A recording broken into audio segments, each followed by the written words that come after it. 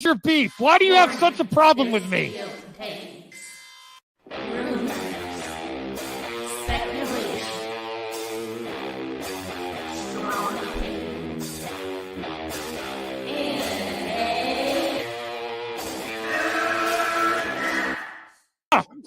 Can we get the real Andy? I would prefer the real Andy. Oh, let's get the real Max. I'll take off my mask when you take off your mask, brother. Because who's your new favorite YouTuber, Ian, that wanted to be on the show with us? The Madman. The Madman. Mad Movie Man. Let's bring on Max Movies because he scares the living shit out of me. Hold on. Oh, wow. Mad Max says, I think you should apologize. Right? I'm sitting here in a goddamn torn down pool house. I don't even know who the you pool house are. is torn apart. Okay, it's torn apart because I'm remodeling on my $70 webcam. Okay, I'm no better than you. Movie Madness Entertainment. Welcome, everyone. Welcome to MME Live. We got some topics for tonight. Thank you for joining us. Okay, let me see the chat. Keely Chow. Hey, Keely. Hey, Mary. Wait, don't grifters plus grifters hate inclusion? Well, they complain about it. But yeah, we're going to talk a little bit about that because John Leguizamo, and I do like John Leguizamo, but I do think it's a little ridiculous. This whole Mario situation is a little ridiculous, really. It really is. Strange Marvel Theories, hello. Other person in the chat. Evil Max is here. Rhea is here. Figure drawing Grace is going to get so much deserved crap for hating the Mario movie. Okay. What? Grace hates it too? Jesus. Well, she did yesterday. Yeah.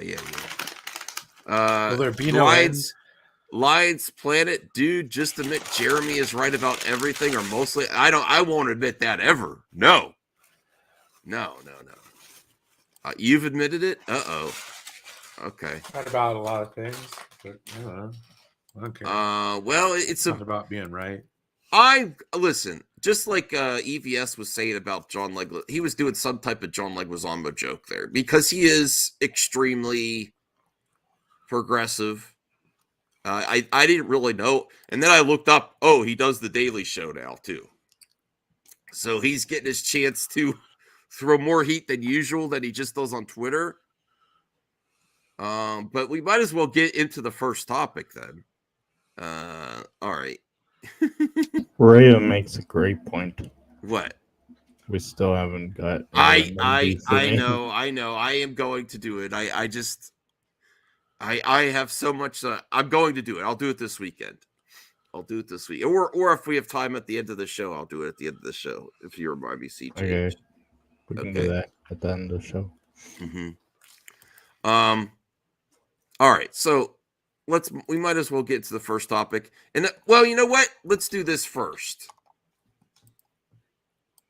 Okay.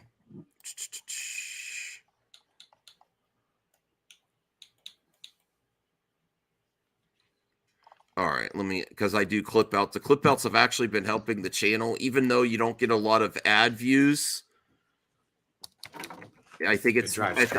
I think it's the only way for the channel to grow in this day and age. Shorts and clip outs, and I would like to do single video too and trailer reactions. But I got to do this. I got to cover this because I do also want to grow MME with our own hot takes and discussion, and I think we've been doing a good job of that this year, 2023. Wait. Can you say it's Max with a hot take? Oh no, I don't agree with that. I didn't say it like that. Okay, I'm just saying your impersonation wasn't that great. Oh yeah, that's true. With a hot topic or something like that, like I used to. But we have been having discussions and hot takes and debates on our own too. But I've been also looking at, especially since yesterday when we were covering CNN and the ratings going down, in legacy media and then the trends of YouTube. Just for example, the news that happens on YouTube, the growth is all in where I see it, and the trends are in the YouTubers. Like this is just for like the politics angle, okay? Or the growth is in the commentators that not only give their own hot takes, but they react to legacy media's hot takes. And as much as criticism that I've got in the past for doing reactions to other content creators, that has always been part of my brand. You know, that's just been that's just been organic for me. Now, I don't want to do whole shows dedicated to someone else's hot take like we used to, right, Brian? Yes, but I also think you need to find another word for organic, like another usage for it. Like, you know, natural. Okay, that's naturally been me. Like, look at my old intro. And I don't subjectively, I don't think there may have been instances where I crossed the line, but I don't think I was like overly You've been known to personal. Every now and again. It's just been more entertainment wise on people's hot takes. And yeah, even Mahler that does EFAP. I'm not the one that originated or anything, but it's always been part of it. And we get some great results. I look at my analytics. Some of the best content, some of the most engaged content has been like when one of the best videos is when I said, oh, Grace is talking about John Campea with the Sony situation and Spider-Man.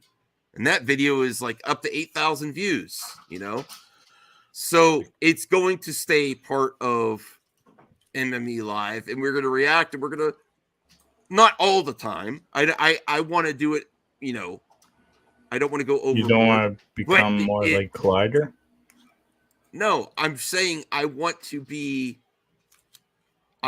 cover all kinds of things. It helps with content, and there's a lot of growth for the channel with both clip outs and reacting to other people, but not going extremely personal. Just react to their take or criticize their take, but don't go, oh, that's a person's an ist, or you know what I mean? Not like that.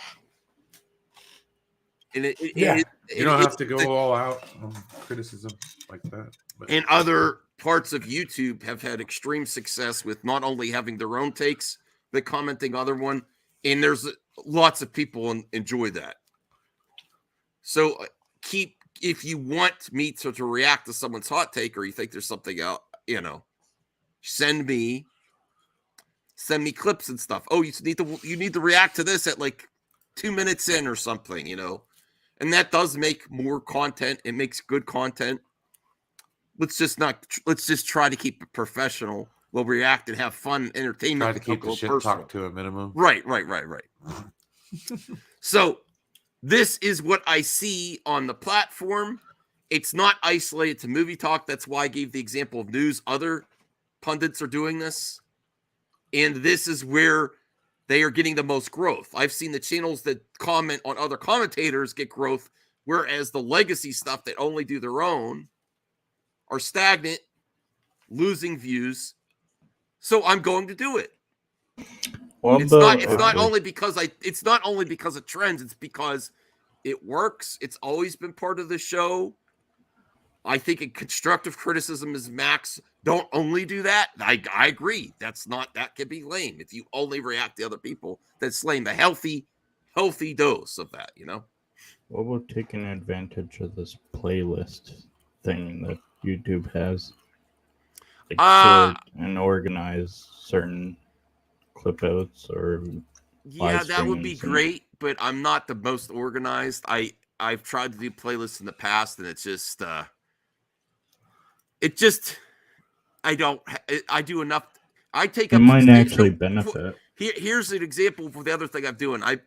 I modeled off the new thing with StreamYard, why there's been so many clip outs. I've modeled a little bit off of the not the content wise, but the output of the John Campea show. He does a live stream and he does clip outs, and they all come out, and that's how he stays in the algorithm.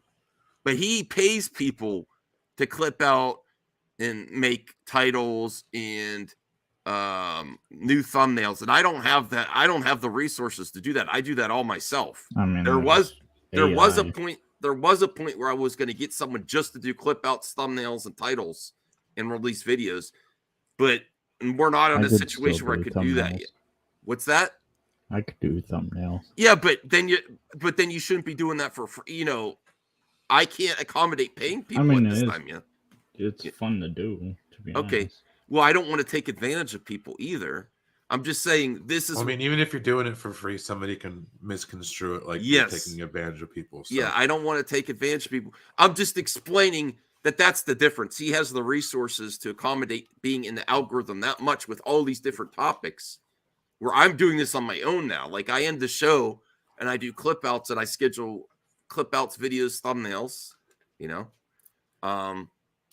but this is what I see. And I think this is important for growth on YouTube. I also did not want to do shorts. I really went against doing shorts, but there's some shorts that really helped the channel this month, even though it's like 8 cents for like thousands of views. It gets you. Yes. What? If you did the shorts, I know you don't want to buy like steel books or anything, but what if like you still buy comics and like collectible stuff, right? Yeah. That could be your shorts. Yeah, I mean, there's all kinds of things. It's I easier wanted to just do clip outs from the show, though. I mean, yeah, those are whole. Yeah, well, obviously they're gonna do well, but Yeah. what if you also like had those? That I'm sorry, man. That requires effort. Yeah. No, I would like to do that too. There's all kinds of things I could do for shorts. Yes. I actually would like to get my mic back and do stuff on my phone and record it that way, but I think I'm going to have to buy a new mic, unfortunately. I think that ship has passed. I might try to reach out one more time, but I just don't think it's going to happen. Rhea says, I'm happy to hear. Yeah, it's a lot of work to do the extra stuff, and I don't just want single video stuff to only be clip outs from the live show either. I'd like to have fresh content too, but that's just the reality. But things are doing good on the channel. We had little bumps in the road the last few months, but overall the views are up to I'm up to 70,000 views this month, and my goal was to try to get to 100,000 views to get into that algorithm. So I have to do just so you guys know, the views for clip out, single video, the shorts and the videos together have surpassed the live stream views for this month.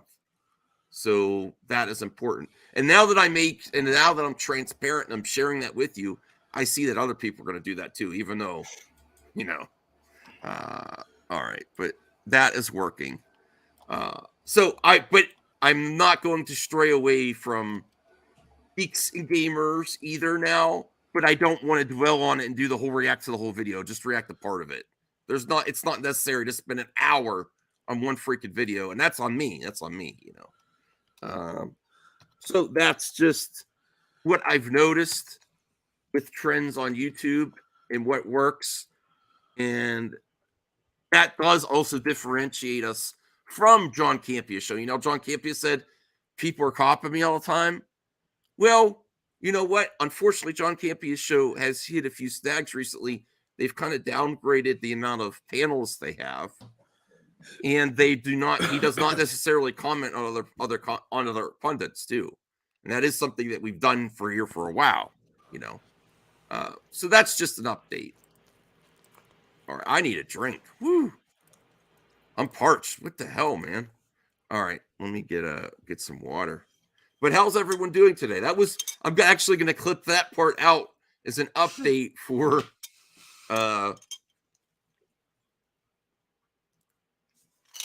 gratuitous clip out.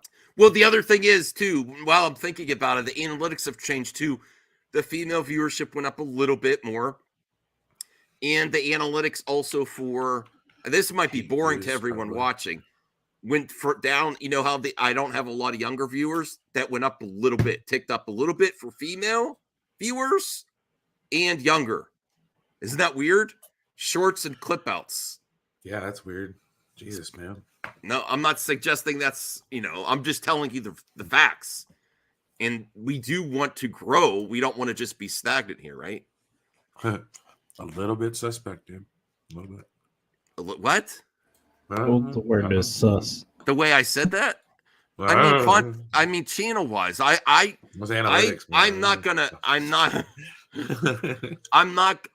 quit YouTube, but I also want to reach some goals. I don't know if I'll ever get to I don't know if I'll ever get to 100K, but I would like to reach 10K one day.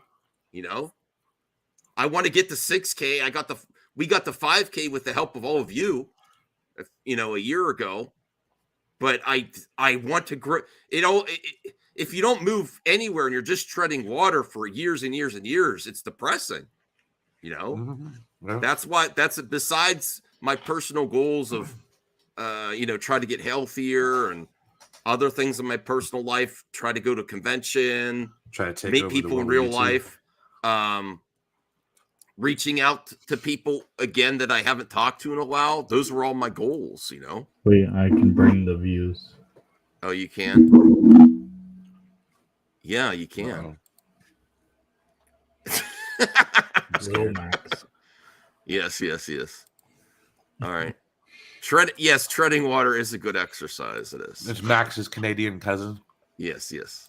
If you're just getting here, remember to like the video because we got to have a like goal again. We got to at least have a 30 like goal. Come on, everyone. Really help us out here.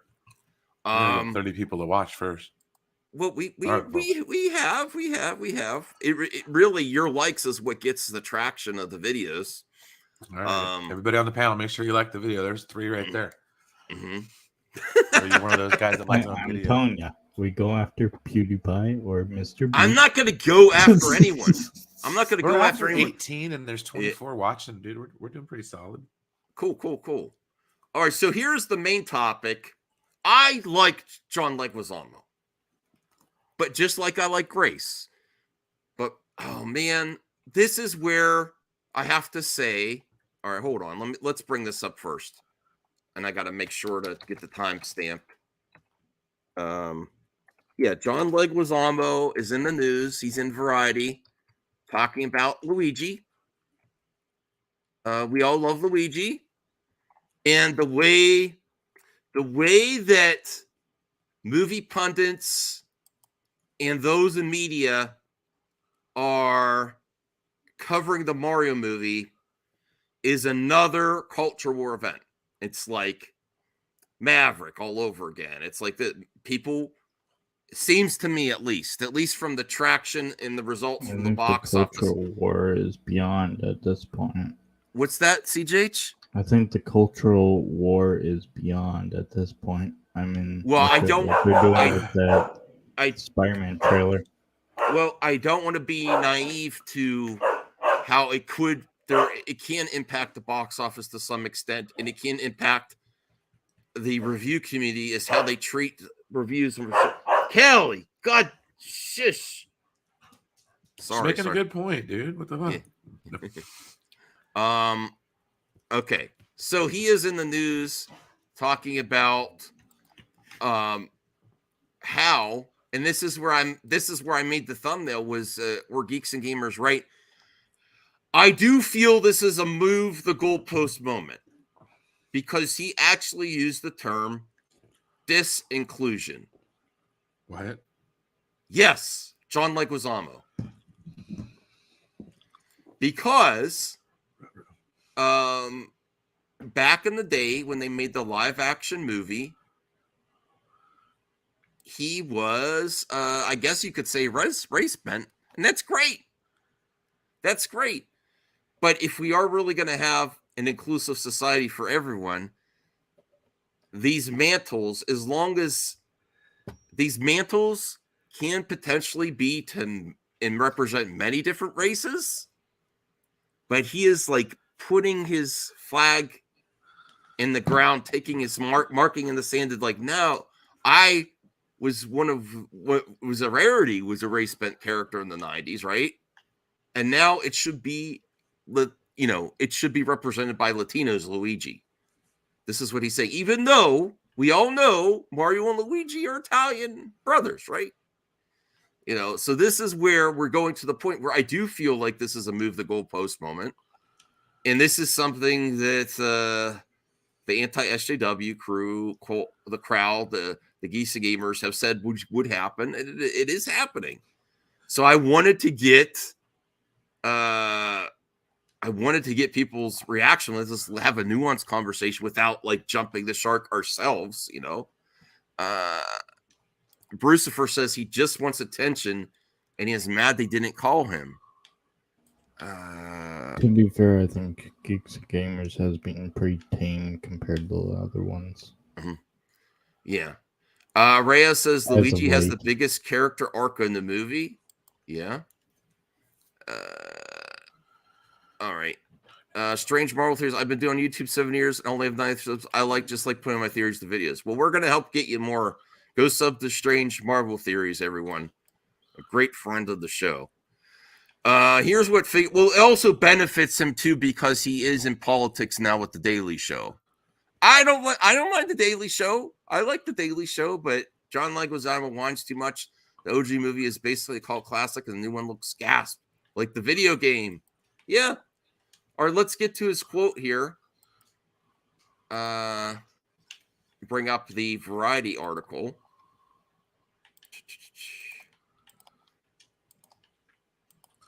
God, he really hasn't I been funny just since found like the early Brucifer 2000s. in No Man's Sky. What's that? I just saw Brucifer in No Man's Sky. Oh, that's cool. Cool. This is another thing that I'm not really going to comment on. But I've been seeing this Don Lemon's misogyny at CNN. There's a lot of stuff that there is a lot of truth to legacy media and the things going on there. It's very in projection that he attacks a lot of different people, but his behavior seems pretty bad. Allegedly, Don Lemon. I'm like, oh my goodness, the way he treats some people is just horrendous. Is from what I've heard. That was the other topic earlier, though. Okay, so here's Variety. Former Luigi actor John Leguizamo says, hell no, for watching Super Mario Brothers. Due to casting, they messed up the inclusion. John Leguizamo is doubling down on criticizing Universal and Illumination animated film The Super Mario Brothers, which casts Chris Pratt and Charlie Day. Now, I don't even know. I also do feel that this is we know that Chris Pratt has lots of people for social justice have it in for Chris Pratt for some reason. I think in his situation mainly because he's openly religious, and he will openly say, "I'll pray for you," and people are like, "That really?" Heaven forbid somebody be religious. God damn. But as far as I can tell, he hasn't done anything to justify the hatred that he gets online. Pretty much it. Yeah, I think when there was an event happened, he openly said, "I'll pray for you." That is supposed to be, if he believes that and he says that, you don't have to believe that there's a God or anything like that. But if someone that believes it says they're going to pray for you, I mean, I'm not telling people what to do, but you should understand that means he cares for you, right? He doesn't deserve hatred and vitriol for that. That's the problem. Chris Pratt says it over and over. He's not religious, but he still says, "I'll pray for you." And that triggers people in this day and age, How the hell do I get rid of this? What the hell? Okay. No, I will not be watching. They could have included a Latin character. Okay, I can agree with that part. I think in the cast, there's probably room for it, but I'm not going to cry if it doesn't happen either. And that is actually a huge market. Watching Grace Randolph's Movie Math, that is one of the biggest growing markets on all the demographics because she breaks it down who's actually buying the tickets. Latin customers is one of the biggest growth markets in movies right now, So I agree they could have had one, but I'm not going to cry that they don't in Mario. If there was a Mario character that I could think of that's Latin, I don't know. Like I was groundbreaking, and then they stopped the groundbreaking. They messed up the inclusion. They disincluded. Just cast some Latin folk. We're 20% of the population, the largest people of color, and we are underrepresented. Now, that last part I actually do agree with, but there's some progress being made. Just look at Blue Beetle, you know? Blue Beetle is a great moment, and they are working on it. But making a culture war moment when there doesn't need to be, I have to call that out, right? Oh, wait, let me see this. Surprisingly, Anya is of Latinx descent. She is Argentinian.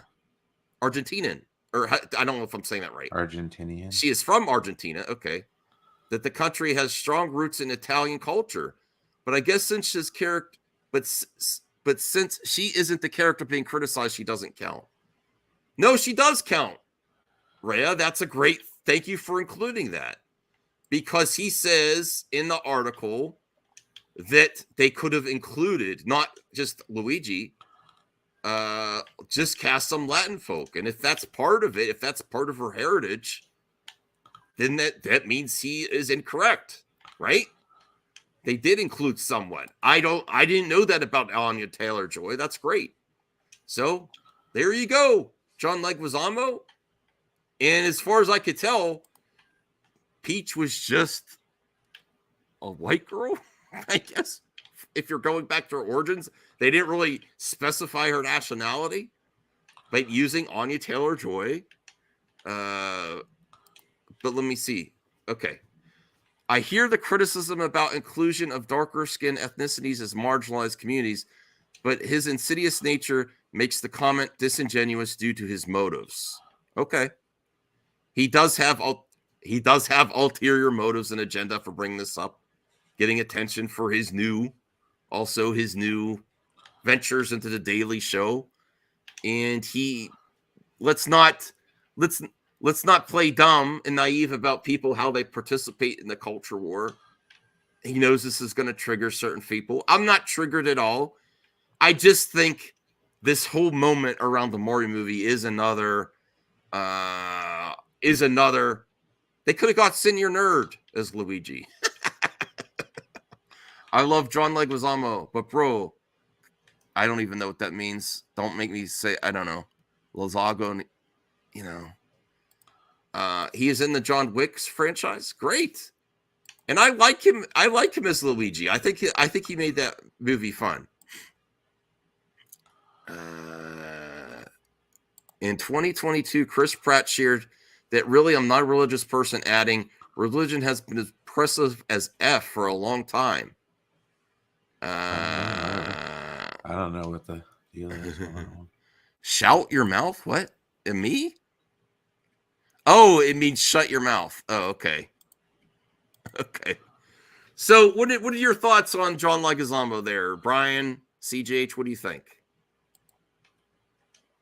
Well, to each his own. I mean, he's allowed to have that opinion, I guess. No, he's allowed, but then we're allowed to, then we're comment on it. Yeah. We're allowed to comment on it.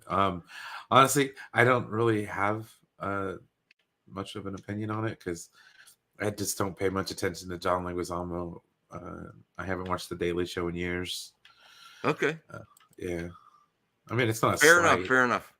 Yeah. I mean, but do you think that just because he was race bent before that means that character should now be Latin all the time? I mean, I don't think that's a true progress. I actually don't think that's true progressiveness in the future when there's more representation where we kind of not like make up for where it hasn't been represented in the past, but we have a more even playing field of, that we get to a point where mantles, if there's not a specific reason to keep it as a certain race, that they could be played by anyone, right? Yeah. In the future. So it's true. Like I said, that's what I said. It doesn't bother me. Uh-huh. Yeah. Cool. It doesn't bother you. All right. CJH, what do you think? Pretty much the same as Brian. It doesn't bother me. Okay. Absent Good is here. If you're just getting here, remember to smash the like. We got a 30 like goal on our streams now, and I would appreciate all your support to help us get there. him not watching a movie because of inclusion is ridiculous. He needs to go back and look at the history of Mario. He's just sour. He wasn't picked to be in the movie. Okay. And I wouldn't have been against him reprise. I think that would have been a cool Easter egg for him to reprise the role as Luigi, you know. All right. Well, that's all I had on that specific topic. We can, since it is on topic, we could kind of react to Jeremy just a little bit to see what they have to say about this situation. Sure. And I do, as much as I hate to say it, I think the movie talk pundits are not handling this Mario situation good. We saw the proof with Grace Randolph yesterday, really jumping the shark on us. Oh, Crazy Joe is here. Okay. Hey, Crazy Joe, how's it going? Hey, how are you? Oh, wow. Where can What? we get Brian one of those shirts? The Oh, search for Spock. I think I got it on Amazon. Okay. So you caught here just in time. We are going to do a short reaction, not going to watch the whole thing, of Geeks and Gamers talking about the Mario movie and Not Woke Enough. And I do think that they are using this to downgrade the scores. I do think every once in a while they're right. I think they're taking this too far with this Mario movie. Wait a minute. Geeks and Gamers is saying that the movie wasn't woke enough? No, they're saying that's what why the critics are bashing this movie on Rotten Tomatoes. I do actually think in this situation that they might be a little accurate. We're not going to watch the whole video. I mean, I could tell you why I think the critics are bashing it, because I just saw the movie earlier today. Okay. There's not much of a plot. I mean, it's a video game plot. It's fine. It's fine. You get what you want from a Mario movie, but it's not like there's some deep, clever plot here. It's pretty much what you expect. Wouldn't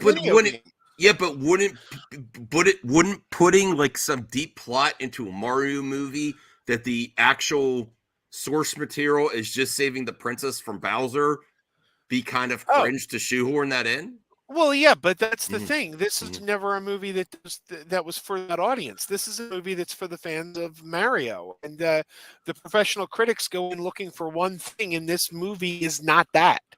So it's a movie that's going to please the fans, but it's not their kind of movie. I wouldn't expect anything less, Frank. I still want to see it. I don't know. I heard from Brucifer that Shazam 2 might come out this weekend on VOD, so we might be watching that Sunday. Okay, so let's watch this just real quick. Do you think if the movie was about Princess Peach that the critics would love it? Well, female representation, yeah. I mean, Grace was saying she was looking for that. I do think if good question. If Peach was saving Mario, I think that they would give it better ratings. Honestly, if I gotta be truthful, I think if they reversed it and Peach was saving Mario from Bowser, I don't think that they would have the same issues like Grace did. Isn't this problematic? That's my opinion. I do.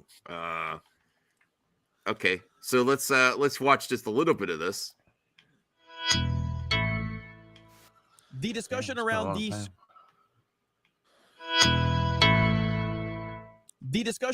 the Super Mario Brothers movie is going to be very interesting for the next few weeks. Yes, it is. I actually agree with them there. Yeah. And I'm not sure what direction it's going to ultimately move in, but I myself have seen the movie now, and I can tell you that as a Nintendo fan and as a Mario fan, I loved the movie. I thought it was great, but there's certain context that needs to be added to that, because it is not meant for someone that does not know this universe or love this universe. Grace Randolph, yes. Or care about this universe. For those people, they're going to look at this and think this is incredibly boring. This is incredibly thin story, and there's not a lot going on. And Nintendo basically just said, hey, we're going to drop a lot of Easter eggs. We're going to drop a lot of little things that fans are going to love and appreciate, people that have played the games over the years, music notes, things like that, and fans are going to love it. But if you don't know it, you're going to be completely just like, what in the hell am I watching? What is this? Nothing's explained. Nintendo has decided, hey, we're not going to explain anything to you. I mean, what the thing that the trap they could have fallen into, though, guys, is explaining like power-ups, like he's in a cat suit and mushrooms and warp pipes. If they had to explain all that, can you imagine how weird this movie would be? If you had to explain everything that happens in a Mario game and give a narrative and you know what I mean, Brian? If you had to explain all this, it would be cringe as well. Well, the warp pipe takes you to another level, and you hit this block, and you get flower power, and I'm dressing in a cat suit. And you beat a level by jumping on a flagpole. This is never going to make sense. What do you think, Crazy Joe? Is it ever going to make sense? No. It's a movie that is what it was. It's what it was meant to be. Yeah. With an installed base of hundreds of millions, I don't see why this film would focus on non-Nintendo fans. But in context of objective film criticism, it's not a groundbreaking story. Yeah. Okay. It wouldn't. It's a love letter. Yeah. It's like fan service the movie from what I hear. We're just going to assume that you know, because we're Nintendo. We've been around for all of these years. We've dominated the video game industry. You're going to know who we are. So here you go. Enjoy this fan service. And that's such a rarity right now. You see the Marvel Cinematic Universe, Star Wars just pandering to normies to the point of losing the hardcore fan base. And in this movie, they said, this is for the fans. Now, do I have any issues with the movie at all? I got a couple. I didn't love Seth Rogen's voice as Donkey Kong. I didn't. It was a little. I do. I feel that might be his own bias that he doesn't like Seth Rogen, though. I gotta be real. But yeah, it's fair to a lot of people. Not no. I know you said that. I know you said that too, Brian. That you've lost your love of Seth Rogen over the years, and he seems to be more political than talent, right? And I just don't think he's very funny anymore. Right. I still do. But yeah, Seth Rogen as I still like Seth Rogen. It does groundbreaking. Well, Paul is one of my favorite movies. Yeah. And he plays Paul. Yeah, I still think he has stuff to add to the conversation. I don't like all of his movies. I'm just saying, like a lot of his later, stuff recently, I just really haven't connected with. Mm-hmm. I kind of want to see his pickle movie though, where he falls into the pickle. Vat of pickles. It wasn't that great. No. The American Pickle, that one. American Pickle. I didn't care for it. So Brucifer's actually giving pushback. Thank you, Brucifer. We appreciate that. So Mario gets a pass not having a story because it's for the fans. No, I think that should go in it. It has a story. It's just it doesn't have a very deep story. Yeah. It has the story you expect it to have. No, I think that's fair not to give it like a perfect score, Brucifer, but I think subjectively a lot of people think that the critic industry is going overly aggressive on this specific project. Like they're going overboard. I don't see how this is. I mean, I'll wait to see it myself, but the Rotten Tomatoes score, you would think that this could be 60, 70, but 54, it seems like they're really aggressive on this one. Story should always be considered. You're right. It shouldn't just get a pass. I agree with you too, to a point, Brucifer. No, nothing should get a pass. Everything should be criticized. But I think, in my opinion, subjectively, they're going overboard on this specific one. We saw the proof in the pudding with Grace Randolph yesterday. Like talking about Mario Me Too with Peach and Bowser and Mario. Come on, everyone. We are overthinking this. The kids in the theater loved it. Yeah. The critics industry were never fans of Mario to begin with. Okay. Distracting for me. Most of the voice work is fine. Chris Pratt was really good as Mario, and they kind of explained certain aspects of it that I thought worked perfectly. I thought Peach was fine in terms of the voice. Was Peach OP? Yes. Was she a little girl bossy? I definitely can see why people would feel that way in current Hollywood and everything like that. But in terms of the context of the film, it worked. And it works within the Mario universe as well. It did work. So it was not a problem for me from that perspective at all. Is there a strong story here? Not really. Although there are nice little emotional moments within the universe that they have created that I think really pull you in. And again, pretty much what it is, it's a video game on film. That's what it is. You are watching a video game on screen. Mario ends up in the Mushroom Kingdom. Yeah. And he meets a little toad guy. And all of a sudden, him and the little toad guy, we're going to go on the adventure. We're going to show you the princess. All right, let's skip ahead here. Oh, he does go to the Grace Randolph. All right, let's watch this. Okay. All right, good. So skipping around. I'm not going to watch all videos all the way through. I want to skip around. He comments on Grace. Here we go. 100%. And this to me is going to be a lot of people that know nothing about the Mario universe. This is going to be critics' take on it right here. Could Mario turn into a cat? I guess like if you're into I didn't even see that part. I guess if you're in the does she say if you're in the furries? Oh my dear Lord. Did she say that? I didn't even know. Let her talk. Yeah, we didn't even watch that part of the review yesterday. furries, that works, and maybe that'll play really well in Asian markets. I know they love. Wow. Well, that's actually kind of prejudiced, Grace. Yeah, just a little. That's a little prejudice. Holy This is shit, exactly. Grace. Holy man. Woo! Did you hear that, Crazy Joe? Mhm. That's not good, Grace. Oh my God. Love cats over there, like love cats. But I just felt it robbed Mario of a lot of his personal dignity. I was like, don't do that to Mario. Where's Oh Mario? my God. This is cringe. Okay. That Grace agent. Randolph review lost all credibility to me when she said it was as bad as the Legion of Super Pets. It's like, well, Legion of Super Pets was great, so you've already lost me. well, Crazy Joe, to be fair, you like a lot of things that people don't like. Yes. Yeah, but that was generally agreed to be. Yeah. I mean, everyone kind of likes Super Pets. That was. I didn't finish the movie. I gotta still finish it. She's talking about cats and anime. Okay. All right. Super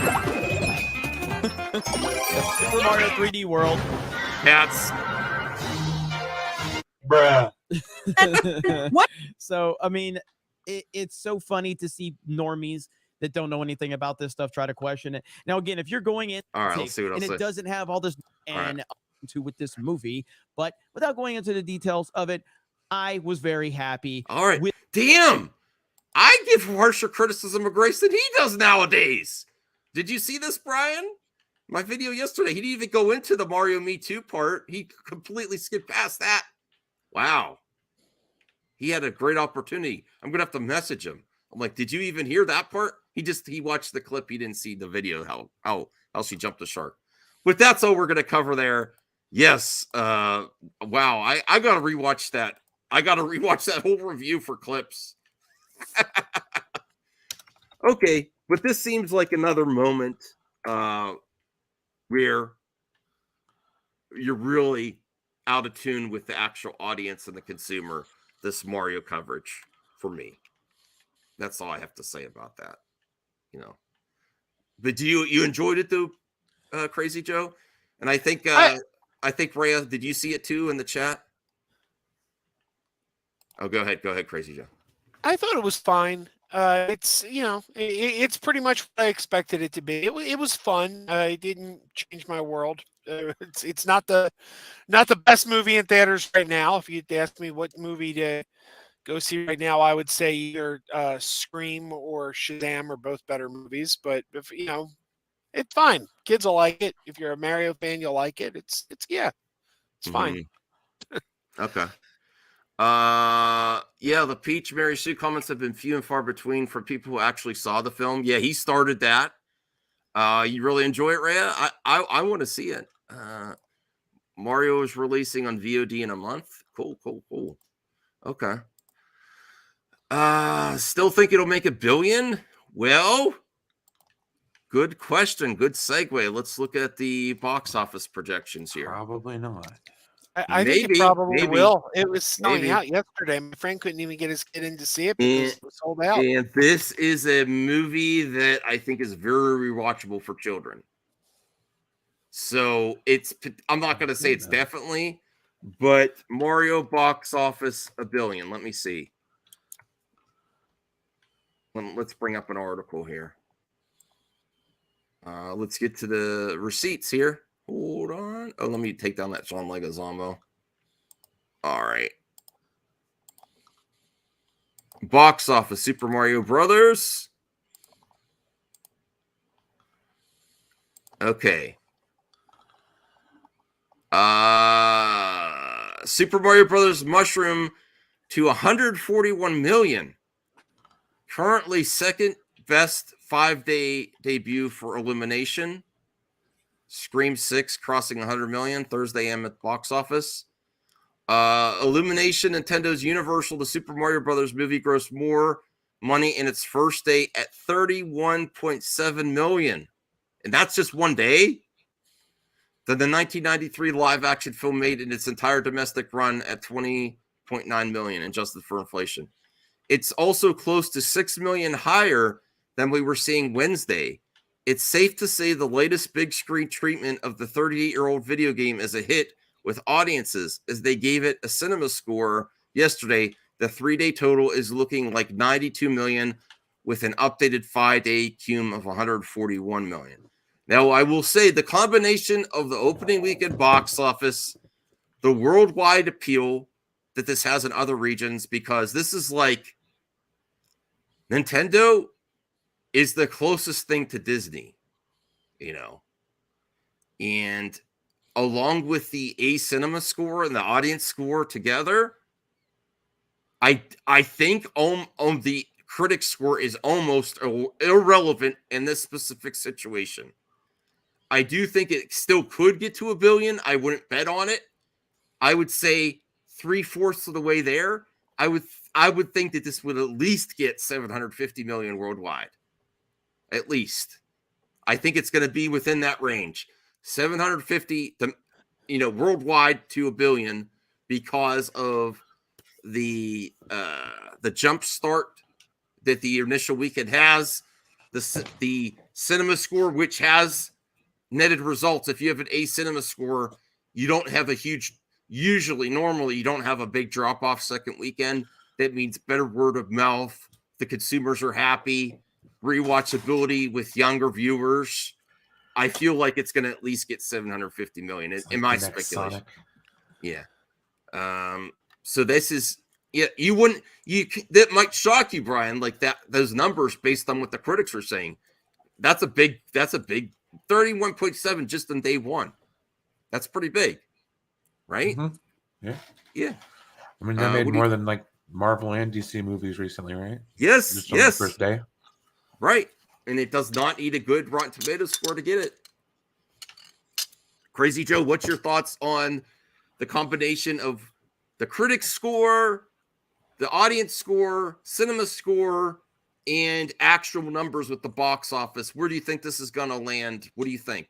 I think I think it could easily be $1 billion movie. I don't think the critic score and the cinema score even matter. I think this is the movie that was pretty much critic proof. All it needed to do was the bare minimum. It just needed to be faithful to Mario Brothers, and the built-in audience is already there. They were going to go no matter what. And you saw it in the excitement when people just watched the trailer. People saw that trailer and got excited. This movie was destined to be a hit. Basically, all they had to do was not screw it up. Mm-hmm. Is it also a shorter movie? Not that length, but if you have a solid movie that's rewatchable and it's a shorter length, that's also 4-hour Mario movie. No. Not we don't need a Snyder cut of the Mario movie. How long? You don't want a Snyder cut of the Mario movie? No. How long was the movie, Crazy Joe? Was it a shorter movie? It's not long. It's like maybe about 90 minutes. Right, that's perfect. For this type of film, extremely rewatchable. CGH, use your speculating mind. with all those factors, critics, audience, cinema score, opening weekend box office, what do you think's going to happen with this movie? $1 billion? Okay. I'd say at least 750 million worldwide, at least. I wouldn't be surprised if it gets movie a I million. want to see Yeah. in the theaters. Wow, Mario is out. I want to see the re-release of The Lord of the Rings. Oh, they are? Yeah, extended cuts too. Okay. The 4-hour versions. Yeah. They're in the theater. Oh, here's another article. This is significant. And honestly, at this part, this is where I'm going to do a segue to another clip out that I think we're at this point. The Super Mario Brothers movie scores 66 million global on day one, sets myriad milestones overseas. Overseas, you have diminishing returns domestic with your usual customers. Overseas are the burgeoning markets. So a product, I know we don't like to think we like to think of films as art, but if you have a product that is getting milestones overseas and has a worldwide audience, you hang on to that. Myriad of milestones overseas. That's great. This is why you wouldn't know this from what the critics are saying. They're re-releasing Superman too in the theaters. The global day one is Original. 66.4 million. It's going to have no problem being profitable, I don't think. Over 100 million internationally through Sunday. Oh, wait. Here, let's get to Mexico led play on Wednesday with 5.9, the biggest debut for a Universal title ever in Mexico. Okay. The UK grossed 4.8, the best animated opening day ever.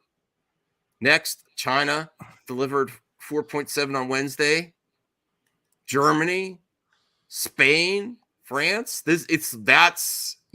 Taiwan, Australia. Okay. You don't ignore this. And that's actually where I get to the next clip out topic. Let me see. People everywhere do the movie going audience is becoming more and more of a focus for international marketing. Brazil loves Mario, just saying. Yeah. Okay. So that is the facts about the global box office for Mario. And congrats. I love seeing entertainment doing good. I wish more properties could get this much success. But this gets to my next clip out, where I really believe that things should change in access media. Crazy Joe. We're back to random access media. Nice. No, here. Let me see. Okay. Critics are so detached from consumers. Should the age of access media end? Also, with the age of spoilers, does it really justify these people seeing these things early? I kind of think it's not worth it anymore. Just like E3. We talked about E3 this last week. E3 has been canceled. That was a huge event where access media got its take. A lot of money was spent, a lot of time and effort. I kind of think everyone should just see it when they see it. I don't like this early access anymore. If I actually got it myself, maybe I think people would be like, hypocrite Max, you went to the movie early. But I don't think it's doing a lot of favors. And I don't see, at least the focus on access shouldn't, in my opinion, I don't think companies should focus on that. I think companies should shift their focus to regaining consumer trust instead of this access stuff. Because they're very TikTokers. Shift to TikTokers. Because they're very hard to please, very, in my opinion, pretentious. And they're not helping anything. The reason you have access media is to help market your product. right? Or Well, they were always the middlemen between us and them. Right. And now we don't need them anymore because we us and they them. Yeah. So that's the main whole point.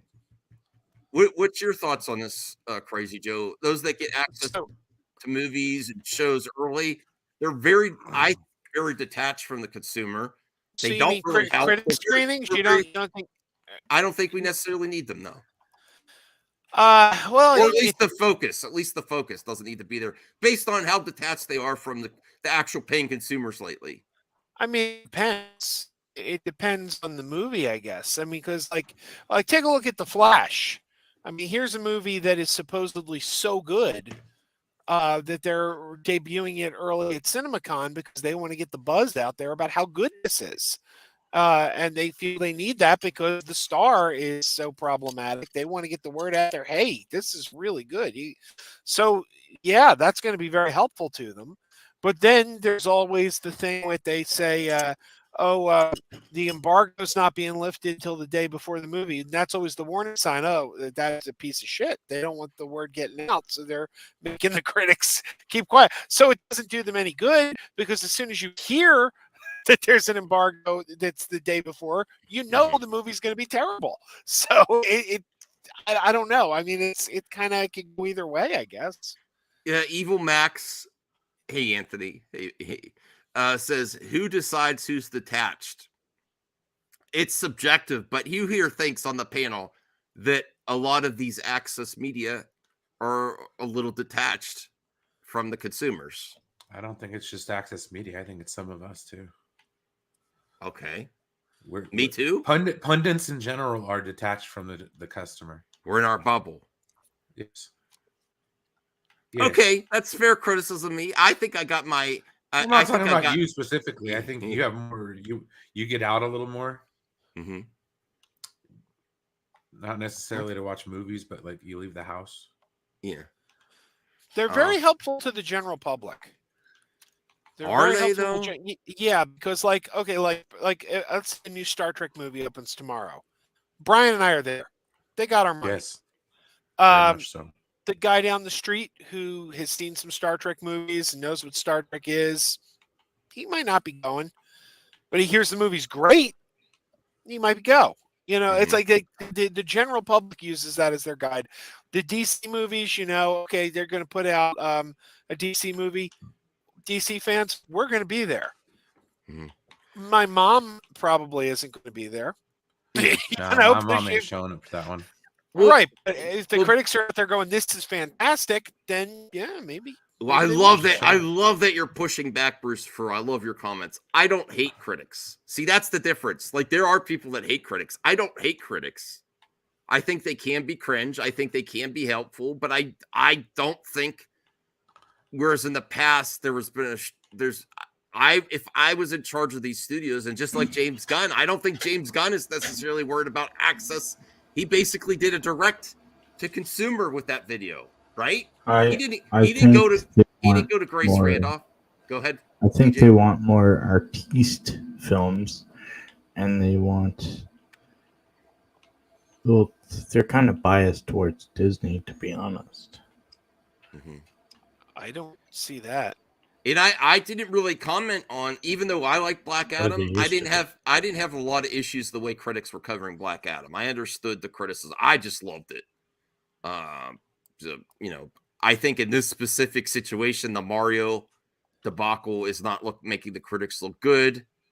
I don't think they are thinking of the consumer when this is, what is this intended for? This is probably a really great family film. I think the critics look fine with the Mario movie. I mean, I agree with what they're saying. Like, if you are looking at this movie and judging it is it a good movie? It's a good movie for what it is. Mm-hmm. I don't know that it's a great movie. I don't think that if you're not a hardcore Mario fan going in, I don't think this is the movie for you. I don't think critics are wrong. Mm-hmm. And if you are that fan, then it doesn't matter what the critics say. You're going to be there anyway. Mm-hmm. Okay, so Brucifer says my problem with Rotten Tomatoes is people weaponize the scores based on their own bias towards certain projects. Yes, No, it's not wrong. But He's not wrong. But the audience score is actually when you go to movies instead of streaming, because streaming, I don't know how you verify ticket purchases on streaming that people have actually seen it. But when you get the actual verified tickets for movies, the audience score is pretty legit because these are people when they switch to verified. I said, yes, this is great. Now I can actually. What have you tried it? Well, I mean, it's like you said, it's only good for movies that are selling tickets in theaters. If something's like streaming on Peacock or Netflix, yeah, you don't have a verified score.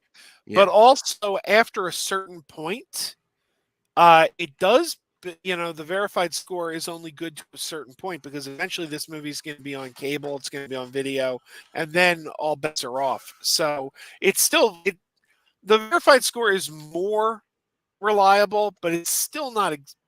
It's still not. The cinema's still the reliable way to judge an audience reaction. Mm-hmm. Okay.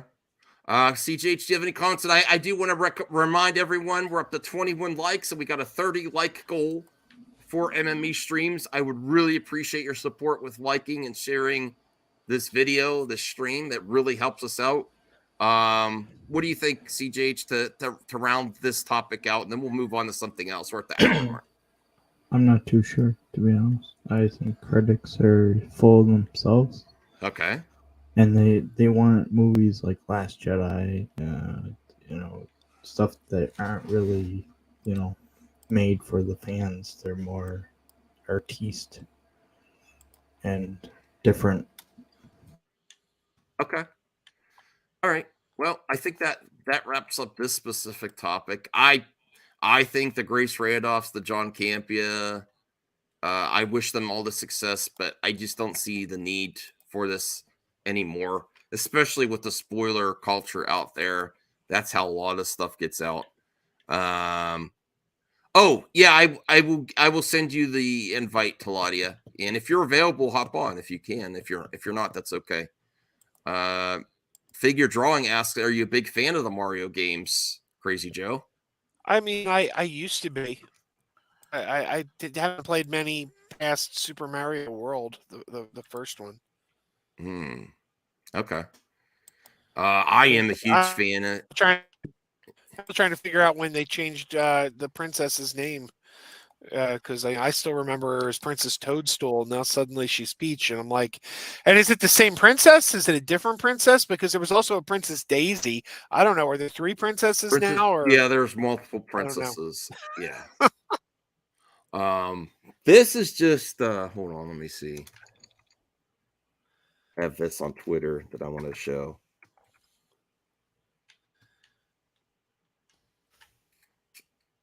All right, here. Oh, I'm not well today. Got a backache, so I'm resting up. Oh, thank you, Mary. Thank you for joining us. Enjoy your dinner. John Wick also had a paper-thin story, but the critics loved it. Yeah, not every movie has to have a great story. Okay. This is on Twitter. The Lego Batman Movie 2 script features exploration of the bad blood between Superman and Batman, and a crossover with a major franchise that only can happen in a Lego movie. I am so sad we never got to see that movie. Do you know what the title was? Do you know what the title to the sequel to the Lego Batman movie was? No. The Lego Super Friends movie. Oh, really? Yeah. Wow. I kind of get the feeling that this may have been canceled because of the BVS backlash. Still, like even though this came out after, what do you think, Brian? People still like the rant about BVS. This is kind of like Lego BVS. Didn't they do that in the Lego movie? I don't remember. I have to watch it again. I have them. I just don't. I haven't watched it in a while. Lego movies fell off a cliff. Well, I think they expanded too much. They went to like Ninjago. They quit making them too. Yeah. Well, the problem was Warner Brothers lost the license. Oh, because this was supposed to happen, but Warner Brothers That'll do. they lost the license. mm-hmm. CJH, when you look at this, is this up your alley? Oh, for sure. Especially with the voice cast. Sure. No, I did not yet. Strange Marvel Theories. I wasn't on Twitter too long. I'll check them out. Thank you for sending them to me. Rhea says, I feel like the Lego Super Friends movie would have been more fun than Super Pets and more visually interesting. Probably not wrong. I don't know. Super Pets was pretty good. I mean, I want to live in a world where we have them both. But it wasn't very successful though, unfortunately. No, which is a shame because it was. I always say if you want the best, if you want to just sit down and have a great time, the best triple feature of like animated DC movies, you watch Lego Batman, Teen Titans Go to the Movies, and Super Pets. You'll just get 6 hours of laughing your ass off right there. Oh, cool. All right. Let me get some of this stuff down. Oh, we should hold on. You know, the Star Wars Celebration starts tomorrow. I wish I had off because I think it's actually starting. I heard that Dave Filoni gets his own movie. Dave Filoni gets his own movie. I don't know about that. Okay. Maybe. Would Max be so mad if Dave Filoni got a movie? And no, I like Dave Filoni. No, kidding. Okay. Wait a second. Oh, this is just the countdown to the day of, not one to the I have a Star Wars Celebration site up here. I wish I could start the coverage earlier. No one's off tomorrow, are they? I could set up your stream. What do I have to do now? No, you don't have to do nothing. I don't want to tomorrow. What do you want? I'm off. What you want? If anyone wants to, I'm going to set up a stream and go live whenever you want to, and then I'll hop on after I get off of work. As soon as I get off of work. But I mean, that's up to you if you want to. I don't know how there is going to be streaming. Star Wars Celebration. I don't know how this is going to go because it's in Europe. I don't know what they're. I think they are live streaming. It has. Oh, that's why Star Wars Explained is in the UK right now. Yes. Good job, CJH. Nice. If you can't make it to Star Wars Celebration this year, you're relegated to your less exciting but arguably more comfortable couch. Lucasfilm has you somewhat covered. Star Wars Celebration will be live on StarWars.com homepage at 12:30 p.m. GMT. I don't know what that time, Greenwich Mean Time. I don't know. I'm just going to set up a stream. That's global time, dude. Yeah, global time. Okay.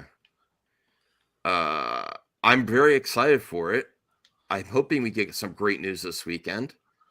And, you know, even though this was my least favorite episode of Mandalorian, I want some great Star Wars news. It's about time, I think. Don't you think, everyone? Well, yeah. There's just great Star Wars, man. 8:30 a.m. Eastern? Ooh. Oh, yeah. I don't know about that. Do you think Star Wars should go the way of Star Trek and just keep on pumping out these shows? Well, they are. Just continue the story forever and ever. I think content is content. It doesn't matter if it's in a theater or you're watching it at home on a TV. Mm-hmm. Content is content. Well, I mean, how many movies did they do for Star Trek? 13, yeah. And they were big event films, no, right? Hardly. Not really. Well, I mean, for the plot. I mean, like, for, like... No, not even the plot. Like, for the continuity they timeline build type up, thing. Just let me explain. They didn't build up movies like that back in the day. not even Star Trek. Oh. They were loosely based on certain TV episodes, and I mean loosely, but it's not the same. It's not the same as like Marvel or anything like that. Okay. I figured those were like the TV shows would do one thing and then they'd come out with a movie. Okay. Well, here's a Star Wars Celebration exact time of movies and TV panels in 2023. So I wanted to give a little preview of what Star Wars Celebration might look like. Some of the panels. Star Wars Celebration panel schedule. All times are listed to Greenwich Mean Time, Global Time, which is 5 hours ahead of East Coast time and 8 hours ahead of Pacific Coast time. Yeah, you're not doing 8 in the morning, Brian. Lucasfilm. That's Eastern, Jack. I'm on the West Coast. Yeah, I'm saying it for you. It's 8 Eastern. For you, it'd be like 5 in the morning, right? Yeah. Yeah, I'm saying that's why I'm like, you're not going to be doing that. No, I'm not even touching it, man. No. Yeah. That's what I meant. Okay. Star Wars Celebration returns, launching a must-see showcase that will kick the weekend's festivities in the hyperdrive. Lucasfilm's current crop of live-action filmmakers will be joined by special guests to discuss many current upcoming Star Wars adventures, including The Mandalorian, Andor, and more. And more is what I'm looking forward to. The making of Andor Season 1.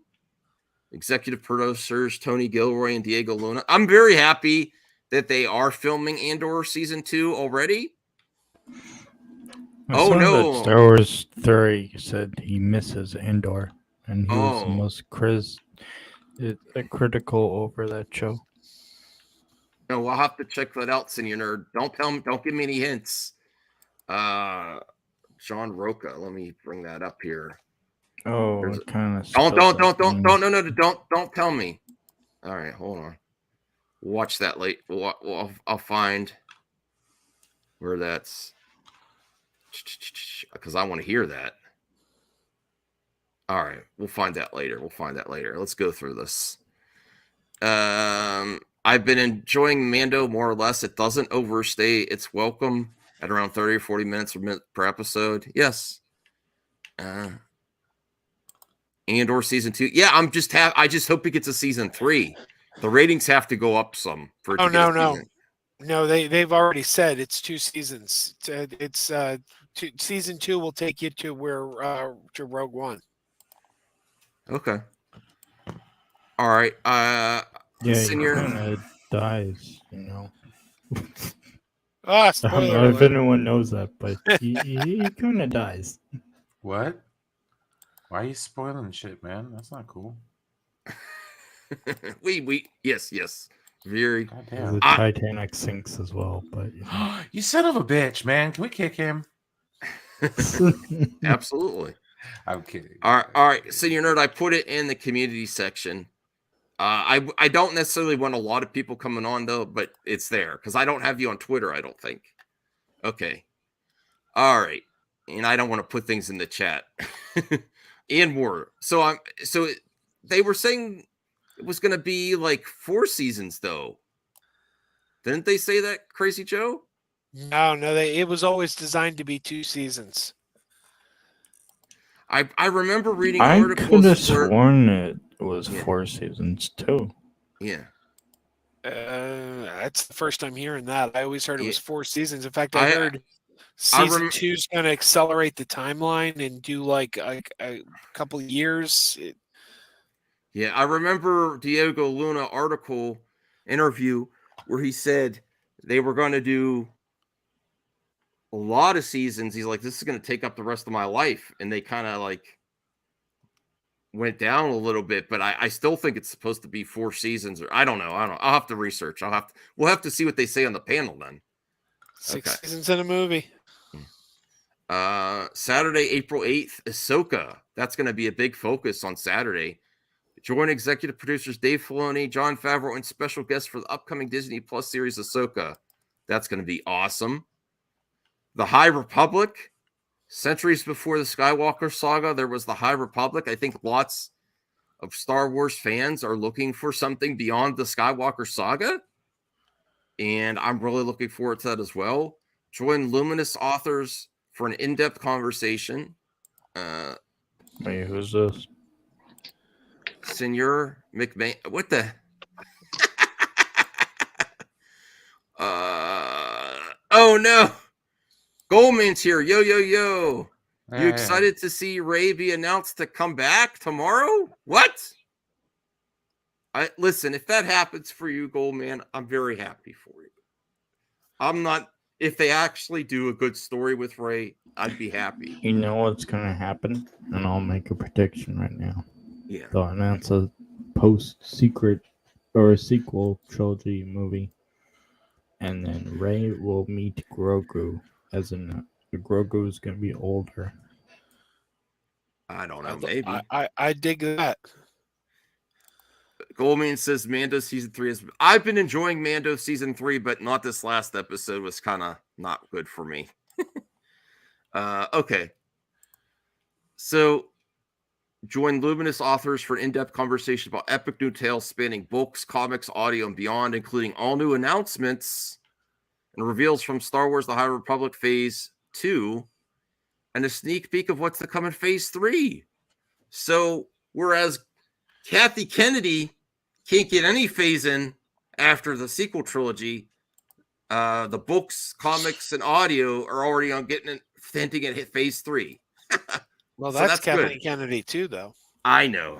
I'm just joking. Crazy joke. See, that is one of her successes, has been getting this High Republic content out. And I haven't touched it yet.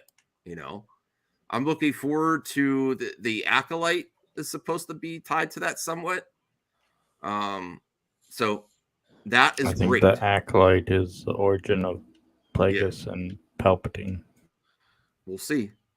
Star Wars Young Jedi Adventures. Families and fans of all ages are invited to attend an advanced screening of the first 2 episodes of Star Wars Young Jedi Adventures.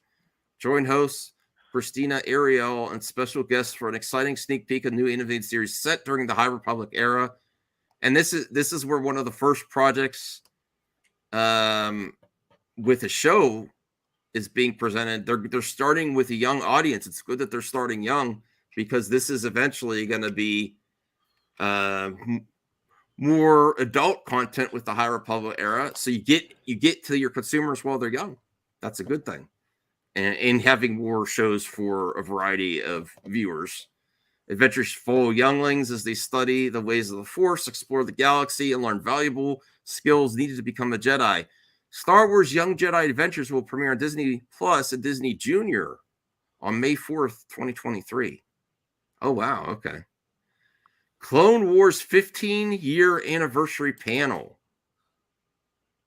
That's interesting. Join Dave Filoni, Athena Portillo. Anniversary. Half of them are still working in Star Wars. Yeah, but you can still have an anniversary if people are working in it. Being cynical. Yeah, you are. Yeah, you are.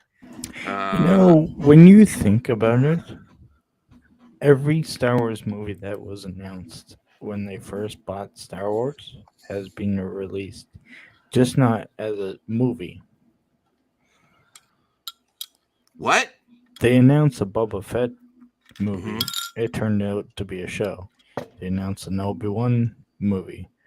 Turned out to be a show. They've released Rogue One came out. There's a lot of movies that have, there was the Rogue Squadron movie, there was the Taika Waititi movie, that was eventually, but I'm talking about when they first bought Disney. The original slate. Movie. The original slate. Okay. All right. I'll give you that.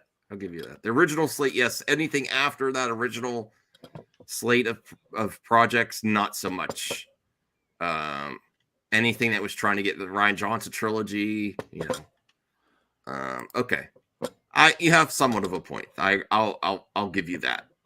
A look back at Obi-Wan Kenobi. Are they going to hint at season 2? Take a look back at the hit limited series Obi-Wan Kenobi's Ewan McGregor. What's that, CJH? I would love a season 2. Mm-hmm. I was one of the few people that loved that show. I really enjoyed it. Phenomenal show.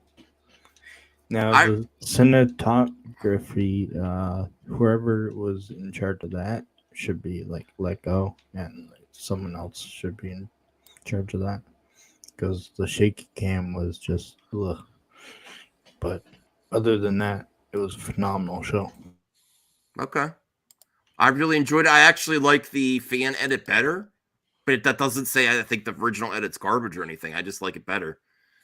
Also, was it Reva? I Reva? didn't mind that character.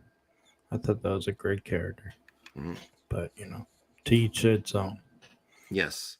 Lucasfilm Publishing Stories from a Galaxy Far, Far Away. Monday, April 10th, Star Wars The Bad Batch. I have to watch The Bad Batch. I haven't given it its fair shot. In Star Wars Visions Volume 2, what announcements to expect of Star Wars? Lucasfilm and Star Wars as a whole has never had this insane amount of new content to announce and share with fans at all at once. Hopefully fans won't be there's going to be someone disappointed regardless. The studio does occasionally host disappointing presentations. Just look at what they had for D23. Hopefully this year's celebration will manage to blow expectations out of the water. The journey regarding a new Star Wars movie has been tumultuous at best. Yes, I agree. While Damon Lindelof's pitch seemed to be one of the first along in development, the writer himself was actually recently taken off the project, which doesn't scream confidence. But the difference is, and we've been covering Star Wars movie failures for a long time, they replace the writer right away. Usually when there's a misstep on one of these productions, you don't hear from it for a while. But they actually got a new writer right away, So that is a significant difference, which makes me seem it could potentially mean that they are going to announce the project that he was working on at Celebration. They got a new writer. So hopefully. As for Star Wars current offerings, The Mandalorian is now streamed. Yeah, we know all that. Okay. Star Wars next movie reportedly revealed as Rey. Okay. So that's a little preview of what might be their next movie should be focused on Finn and Poe. I would like a Poe series. I think an Oscar Isaac.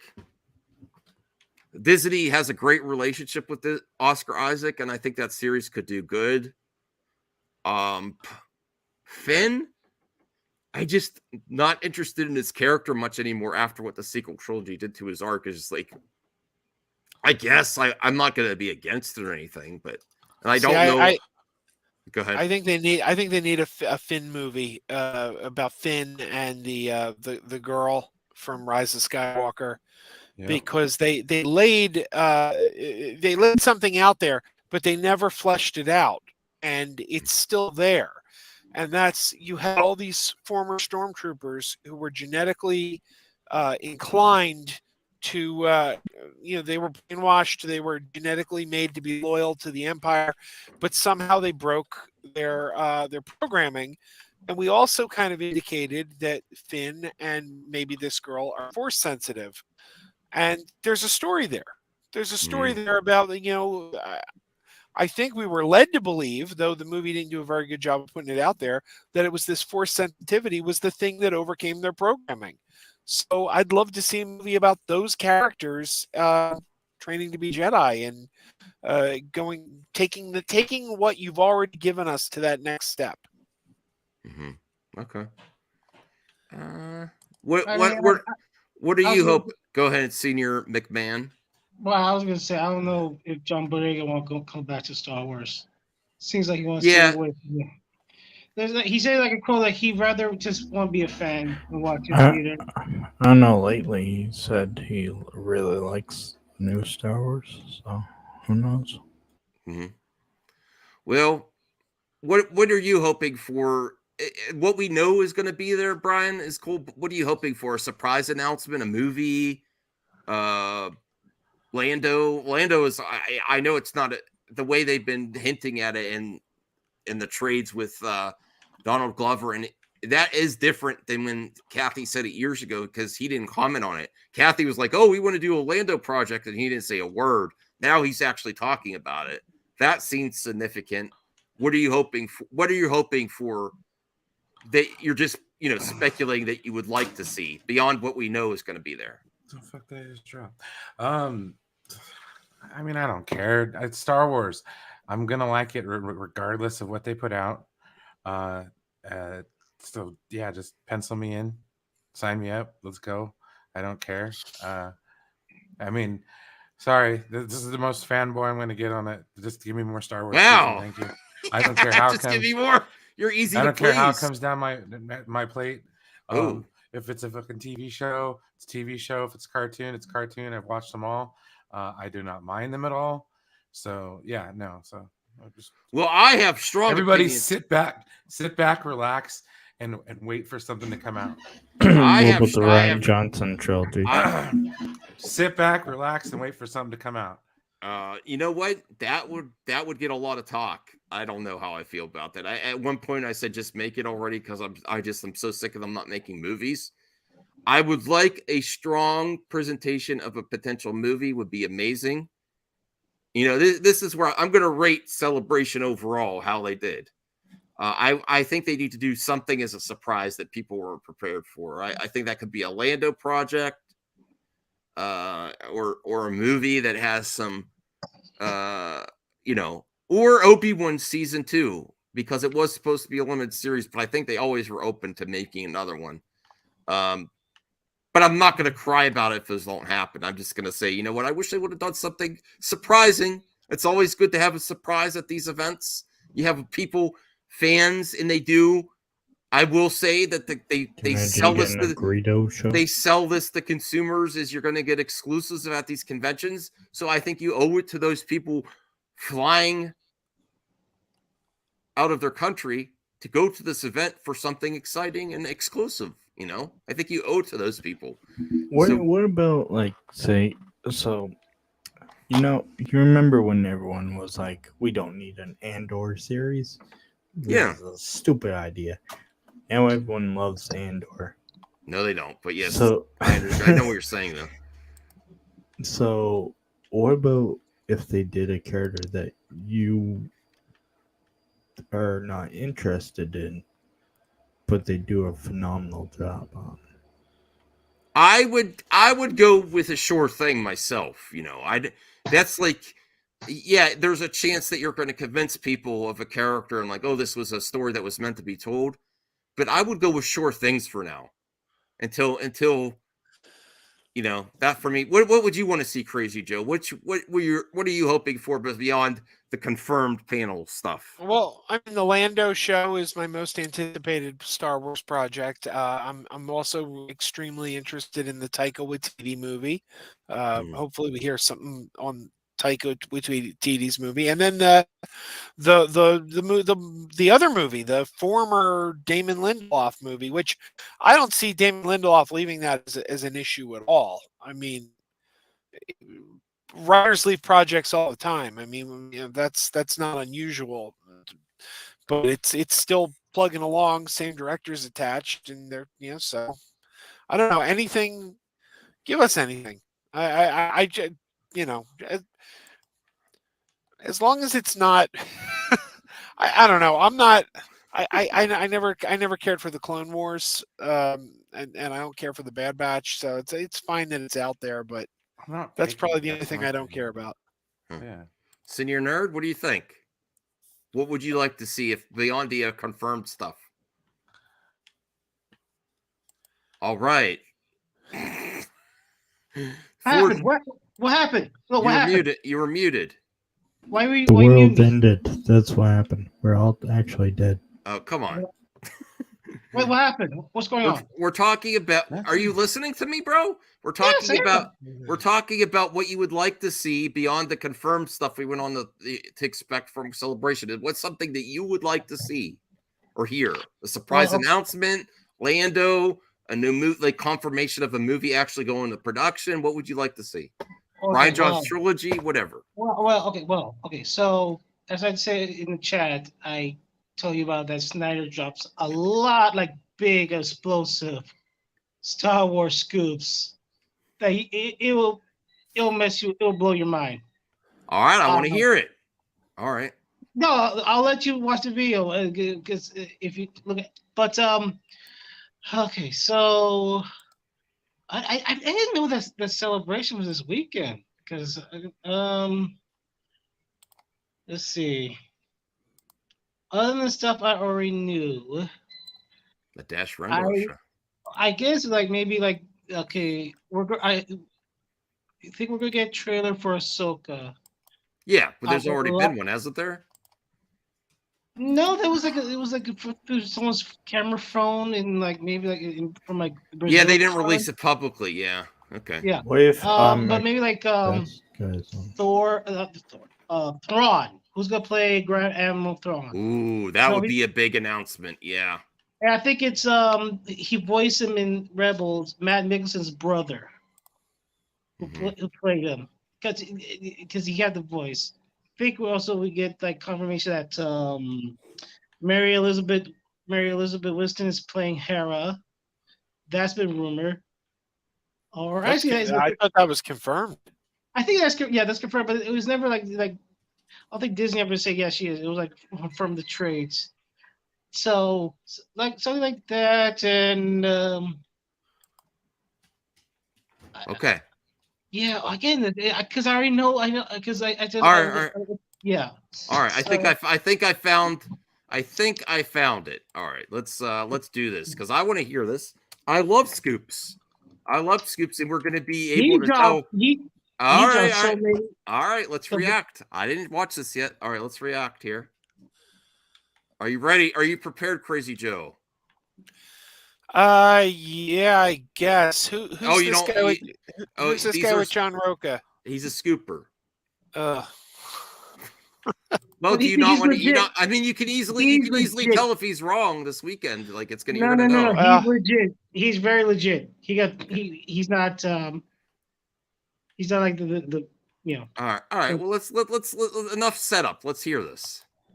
This is what I am hearing. This is what I'm hearing. This is also what. Oh my!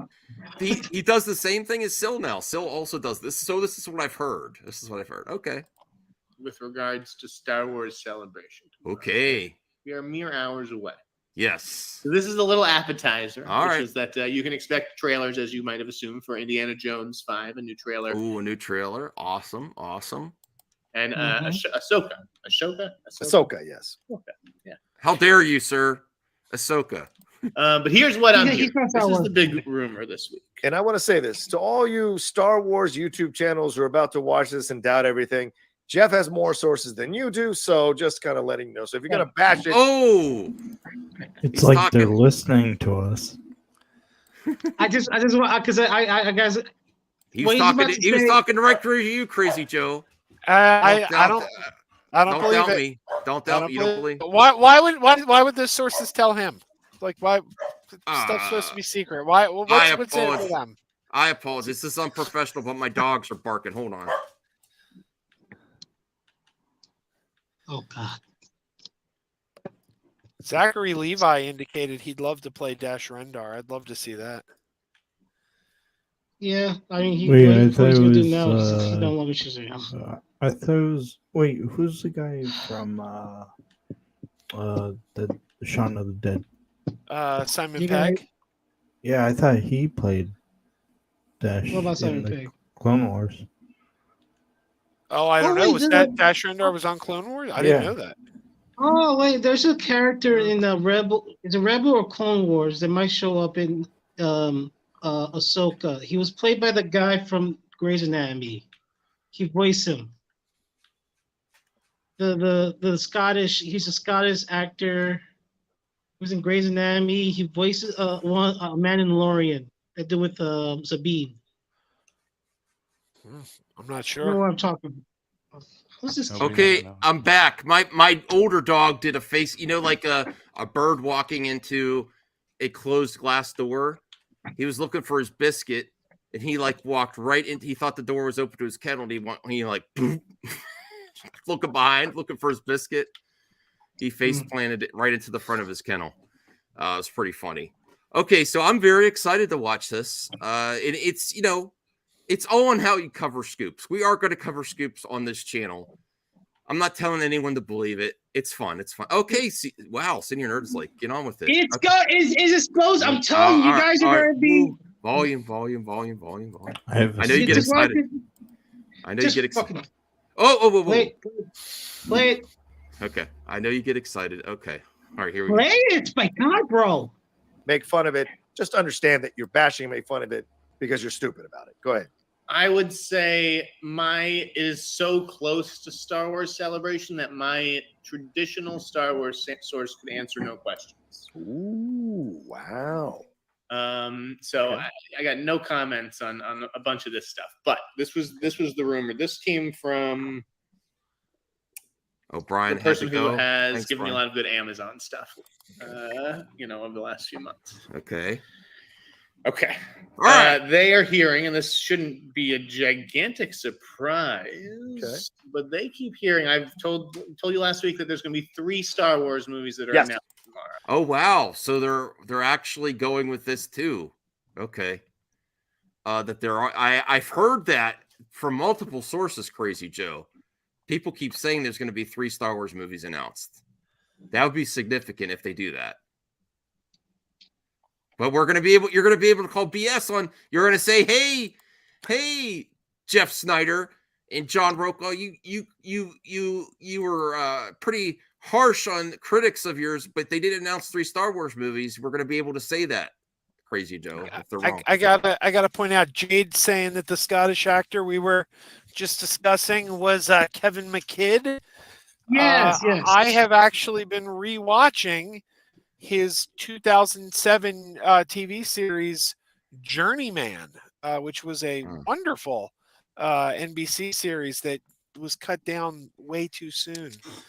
That's a bootleg. This isn't even officially available. This is a bootleg because the music rights, it was too expensive to release. Wait, was that the show when he's like he could travel to time? Yeah, it was kind of like Quantum Leap, but man, it was such a fantastic show. Only ran 13 episodes. I think I saw the pilot. I was like, "This is interesting," and then they canceled it right away. All right. So come on. All right. So come on.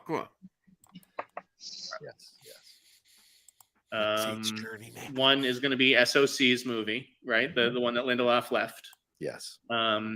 And then there's 2 others. We don't really have any details on I guess maybe one is Taika Waititi if they officially. Oh, really? Taika Waititi's there. Does that make you happy, Crazy Joe, that he says Taika Waititi's project's still on play? Well, I mean, did we ever think it wasn't? Yes, I did. I didn't. Patty Jenkins. Yeah, I did. They never said anything about. I wasn't sure. I wasn't like positive that they were going to cancel it, but there has been.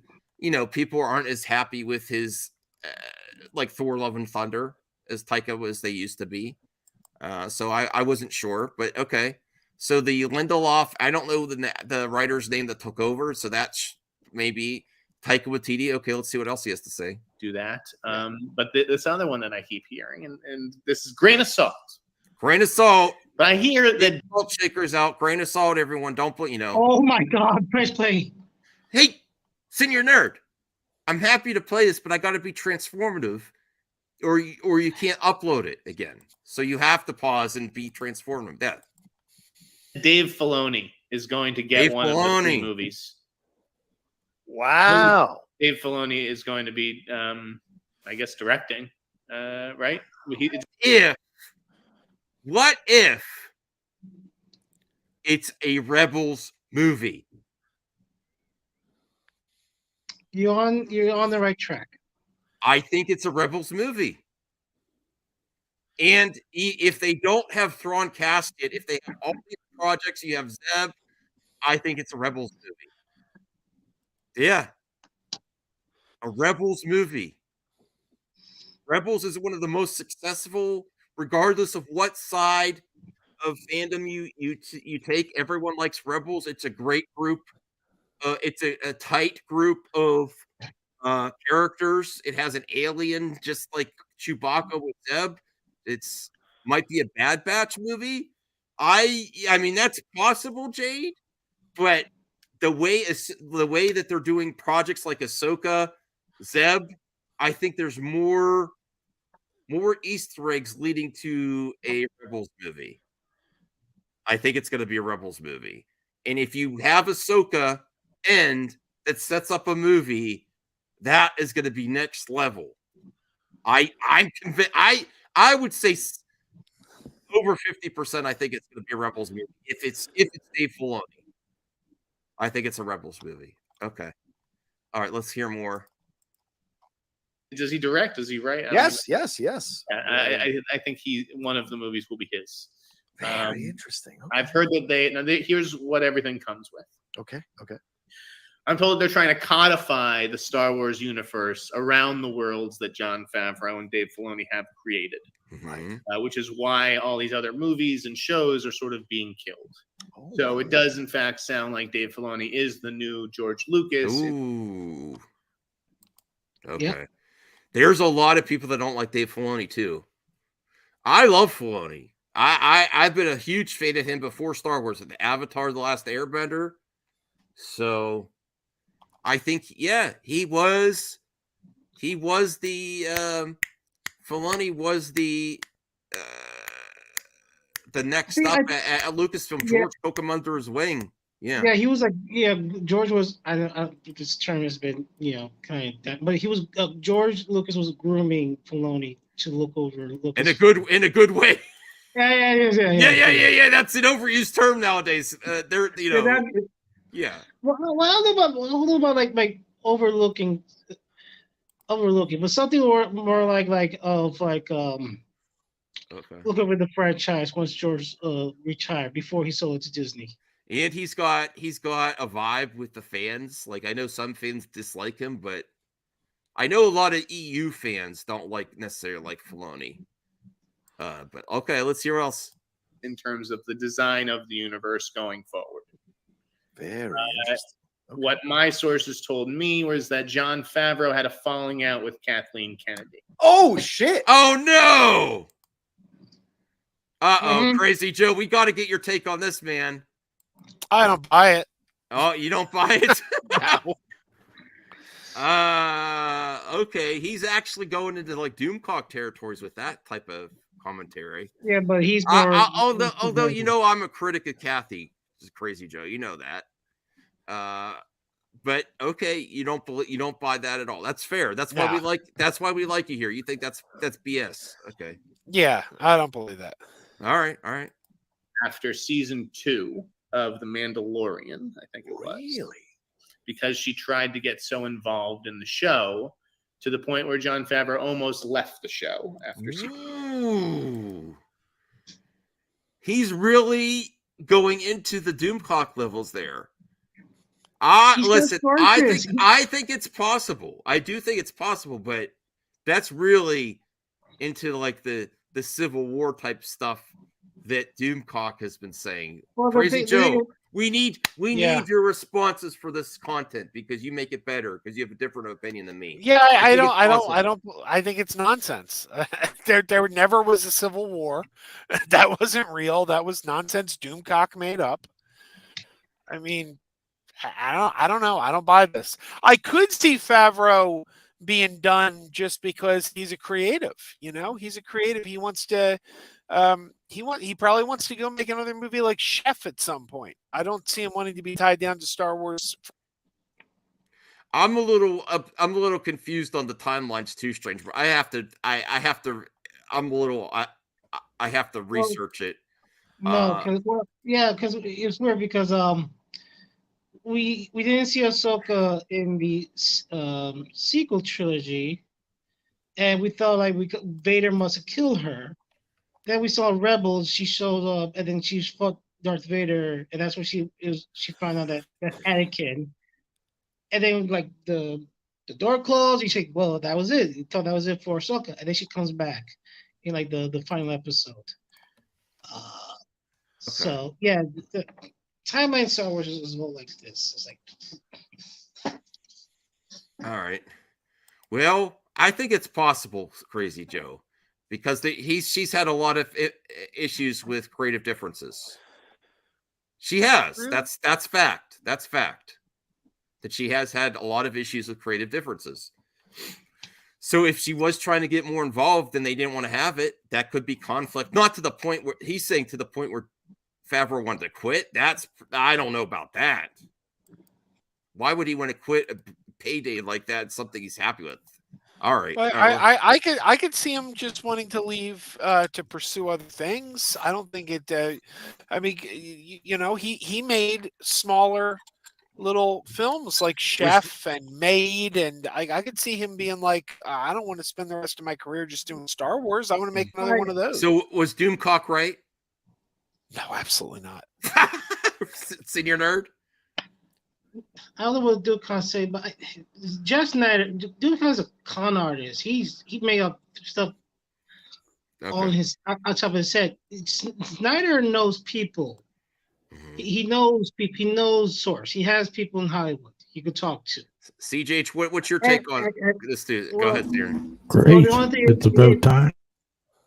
Sorry, that's my fault, Senior. Go ahead. That was my fault. Go ahead, Senior nerd. I was gonna say, it's not really out of the realm of a possibility with Kathy Kelly. Remember, she fired Lord and Miller while they were shooting Solo. They were about to finish Solo, and then she fired them. Hire what's his name? What was the director? Bryce Dallas Howard's father, Ron Howard. Yeah, Ron Howard.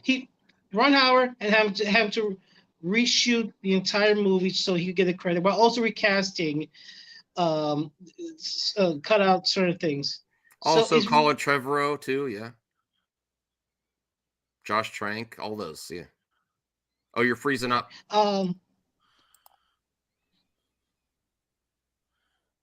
You're freezing up. Are you there? Sorry, this is my internet. Okay. What you were saying?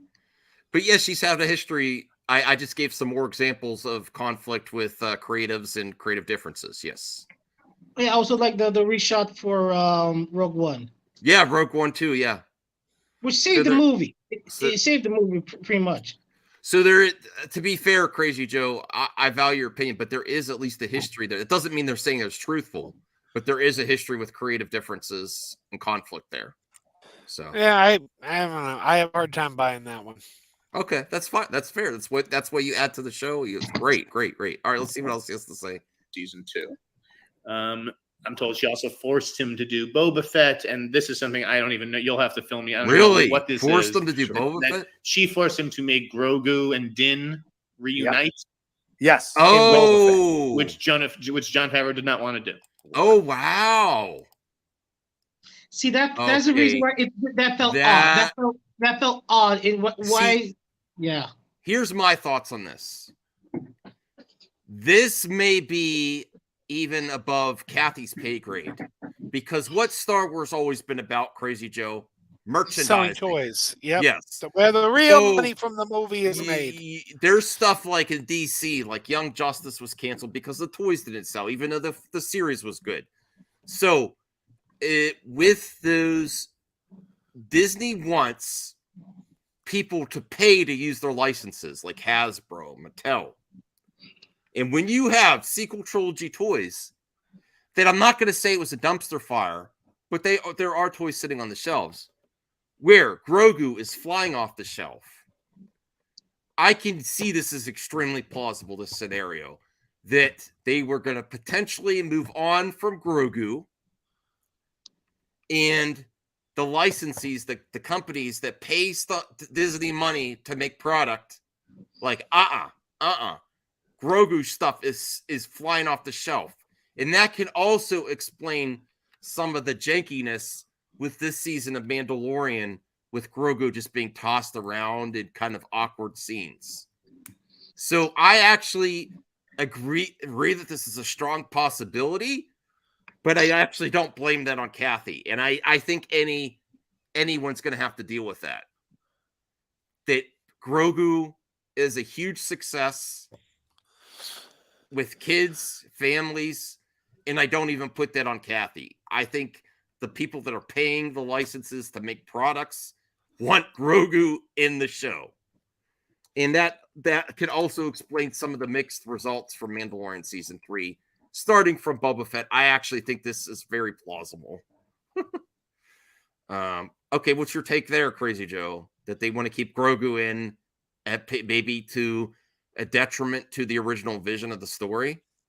I don't know. I mean, like, yeah. Well, you know the history of toys and merchandising in movies and TV. Yeah, when something's a very big seller, they want to keep it, and when something's not selling, I mean, these are factors for. I mean, Han Solo. The main reason Han Solo didn't die in Return of the Jedi was because George Lucas was afraid kids would stop buying his action figure. Mm-hmm. Yeah. Well, you remember the Transformers the movie when they kill Optimus Prime? Yeah. That pretty much almost kill the toys. Well, we're getting to the point where they're passing Grogu around. It seems like a football. So some of this stuff doesn't seem like it was organically going to be there to begin with the Grogu. And I still love the scenes, but that's some of the jankiness of these current seasons is the Grogu stuff. Just passing around. You know, what do you think, CJH? I love Grogu, and I think it has potential. Yeah, but it seems if this is accurate, though, they were. I mean, had he not gone back with Din Djarin, he would have died by Kylo Ren. Kylo Ren That's true. Killed him. Yeah. Okay. All right. I mean, it could be. It could be like Favreau have a a linear storyline for season 3 of Mandalorian. And Kathy Kennedy's like, no, you gotta bring back Grogu because that sells toys right away. So maybe he had a thought of, but maybe Grogu doesn't show up in season 3 and comes back in season 4. Mm-hmm. Okay, so there's a wrong possibility. And Kathy Kennedy's like, no, the toy, the toy, John, come on, please. So, all right, but it gets. Keep going. It gets more. So Jade says Star Wars TV has been going off the rails since Book of Boba Fett. I still enjoy it, Jade, but I don't agree with that at all. Well, for some people, we have to be fair to all opinions. Some people feel that way. Yeah. I mean, Boba Fett was fine. Obi-Wan was fine, but they should be fine. They should be great because everybody was wanting a Boba Fett something since Empire Strikes Back, and I was good. I thought it was fine. And then Obi-Wan, we already agreed that Ewan McGregor was the best part in the prequel trilogy, and he did a phenomenal job, of course. But the rest didn't help that much. That's why, like, the fan edit was, people say it's far superior than. All right, let's see what else he has to say here. Oh yeah. And he was very bummed by the reaction, I think. Well, let's stop for a moment here because the big okay. No. We're gonna keep going. Oh, fine. Just one last thing out, and then you can come back. Okay. So one last thing. Okay.